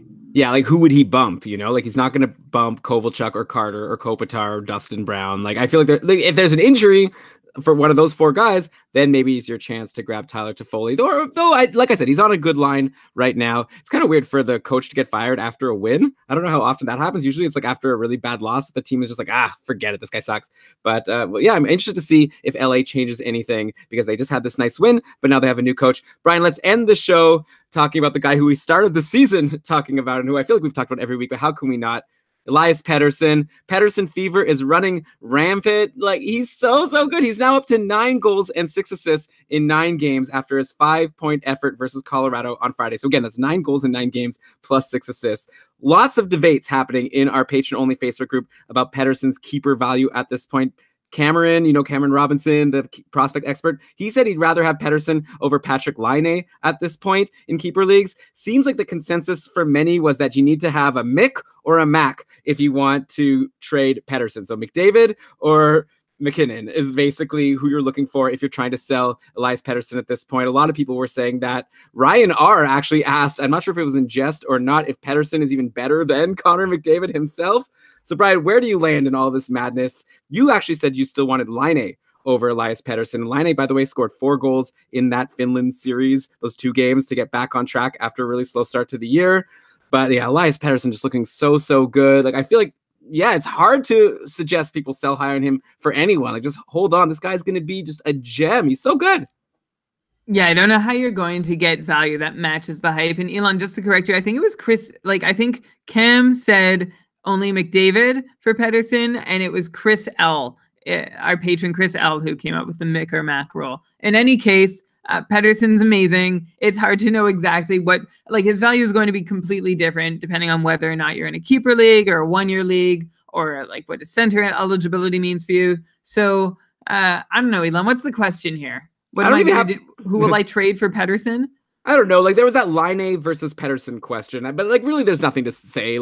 Just Elias Pettersson's amazing, and I don't really know. Yeah, that's it. We're just worshiping at the altar of Elias because that's what we do in 2018-19. Yeah, it's the year of the Elias because Elias Lindholm keeps on rolling himself. We didn't get to Calgary today, but if we did, we would be talking about how David Riddick got a start yesterday, second in a row, and also we'd be talking about how Elias Lindholm keeps on going. But no, Elias Pettersson, he is the real deal. He's the next Peter Forsberg. Who knows? Maybe even better. Anyone who listened to us and streamed Goldobin last week got 3 assists, all on off days. So you're welcome. He was playing with Besser and Pettersson, and he still is. So that probably means you want to hold him for next week, though. Keep in mind, he wasn't on the top power play. Going into this week, we were looking at Goldobin on the top power play, but it looked like Louis Eriksson bumped him from that spot. But still, at this point, if you're playing with Pettersson, might be similar to us saying when you're playing with McDavid or when you're playing with Crosby. You want that guy. And right now, that's Nikolai Goldobin. Yeah. But Brian, I guess that's it for the Canucks talk, and I think that's it for this episode. What do you think? Wow, probably. A couple guys that I've been meaning to bring up for 2 weeks now, so I'm a little late to this party. Zach Bogosian was one of them, but he fell off after coming into the lineup hot, offering some points and peripherals. So forget him. Eunice Donskoy was another who has also sort of fallen off what was a pretty good pace to start the year, but still someone... It kind of sounds like you did a good job by not bringing these guys up because you would have just gotten people excited about them, then they would have dropped someone for them. So good job, and now you're blowing your spot up. But they might have been helpful for the week. This is a list that I just keep forgetting to reference at the end of an episode, but it's very short, and the last one is a legit valuable player today. The second last one is named Brandon Tanev, who, if you're in a hits league, was providing some elite hit value earlier in the season. I think he's injured, Brian. Okay. And who's the other? Oh, yeah, the last one, Josh Anderson. How about him? He had a game on November 1st, which was, I think, a Tuesday. No, it was a Thursday. He had 8 hits, 4 shots, a goal, and 2 blocks, which is fantastic. The next game he picked up an assist. He actually has 5 points in his last 5 games, including he's taken at least 2 shots or more in 4 of those last 5. So far, he's playing. Columbus is playing Anaheim tonight. He hasn't registered anything yet, but he's a great depth forward who can get you a point on a given night, and also is likely to help you at least with a couple shots and a couple hits if the points don't come, and maybe even a block or 2. Yeah, and Josh Anderson, I'm seeing he's been playing on, I guess, line 2 with Boone Jenner and Nick Foligno, and I guess probably also the second power play. Yep, he's been there. So yeah, he's got decent deployment, and like you say, helping you with peripheral. So he's a good guy to keep your eye on for sure. Brian, Foligno or Josh Anderson, who would you prefer? Oh, I'm going to go Foligno just because I think his deployment is going to hold more. But Josh Anderson is essentially the Boone Jenner that everybody has wanted to appear for like 5 years now. It's Josh Anderson. Okay, yeah, and Foligno, by the way, is off the top power play. It looks like Zach Werenski and Seth Jones. Now Columbus is doing the thing with the 2 defensemen, and you can't really argue with that. They had that loss yesterday. Let's see how they do today versus Anaheim. But okay, Brian, we are done this week's show. This has been a lot of fun going through the league with you. I always enjoy it. Thanks to everyone who came on the ride with us. We really appreciate it. If you like the show, hit us up on Twitter. Let us know what you think. We always love to hear your feedback at Keeping Karlsson. We also love a 5-star review on iTunes if you would be so kind as to give us that. If you're interested in supporting the show, you can become a patron of Keeping Karlsson. Go to keepingkarlsson.com/patron for that, and you get a ton of perks. Too many perks for me to even list here, but like we got a Facebook group. We've got a bonus show every month. We just did a patron cast last Wednesday. It was a lot of fun. Still, I think a lot of good content there. If you want to jump in, become a $5 patron, you could go download that recent patron cast. We've got the Stream Scheme, another bonus show. That's for actually any patron level. You just sign up for any patron round, you're going to get access to the Stream Scheme. What else do we give? We have show notes every week. Like, you go to keepingkarlsson.com/patron. You'll see the whole kit and caboodle of all the things you could get for a mere $5 a month. Plus, you help support this show that apparently you like enough to listen to for 1.5 hours plus every Sunday. So, yeah. With that, Brian, though, I think I'm ready to cue the outro music. And why don't you go ahead and read us the credits? All right. This episode of the Keeping Karlsson Fantasy Hockey Podcast was presented by Dobber Hockey and powered by our patrons, including our newest ones, Autumn S., Jeremy C., and Ryan D. You already mentioned the iTunes review, so I'm going to skip that. It was research. This episode was research with help from Dobber Hockey, Frozen Pool, Dobber Prospects, Corsica, Natural Stat Trick, Charting Hockey, HockeyGoalies.org, Hockey Reference, Hockey Viz, Hockey Database, Elite Prospects, Roto World, and Yahoo. Great job, as always, Brian. What a pleasure. I'll talk to you again next week. There's a small chance that we might do the show on Monday next week and not Sunday, so we'll keep you all advised on Facebook and Twitter if something is different, but we'll be back at you next week for sure. So thanks again, everyone, and talk to you soon. Until then, keep on keeping Karlsson, even though it's hard. So hard. Bye. Bye. Okay. Well, it seems like everything worked out, all the internet stuff. I don't know what the cause is sometimes. Maybe it's like not either of our faults, you know? Maybe it's just like I don't know. I'll look into it, Brian. I'll see what I can do. When it's on your end, it might not be anyone's fault. Well, I plugged in. I don't know. I have a good internet plan. Sometimes when I plug in partway through, like it doesn't, like I need to like restart still for it. Okay, but we didn't have another glitch for a while, right? Yeah, no, we were fine eventually. Okay, so I'll start plugging in because I got a new router and a new internet plan, so I thought that we were good, but it sounds like I still need to plug in even after that. Too bad. But that's okay. Plugging in is fun. It's really not. Plugging in is fun. Thanks to everyone who joined us in the chat room. You guys were amazing. Such a great chat room this week. The best chat room. And at this point, Brian, I think we're gonna win our matchup. It's getting a little close. But okay, I'm just checking in here to see what. Well, come the on. Rangers game is over. Yeah, so we're up by 11 points now. We have nobody playing. Unfortunately, Getzlaff isn't playing, and our opponent has Montour, Auberg, and Seth Jones. So we're definitely not. Yeah, we could still lose actually. So that sucks. Getzlaff, come on, be more reliable. Okay. Anyway, bye everyone. Bye, Brian. Bye.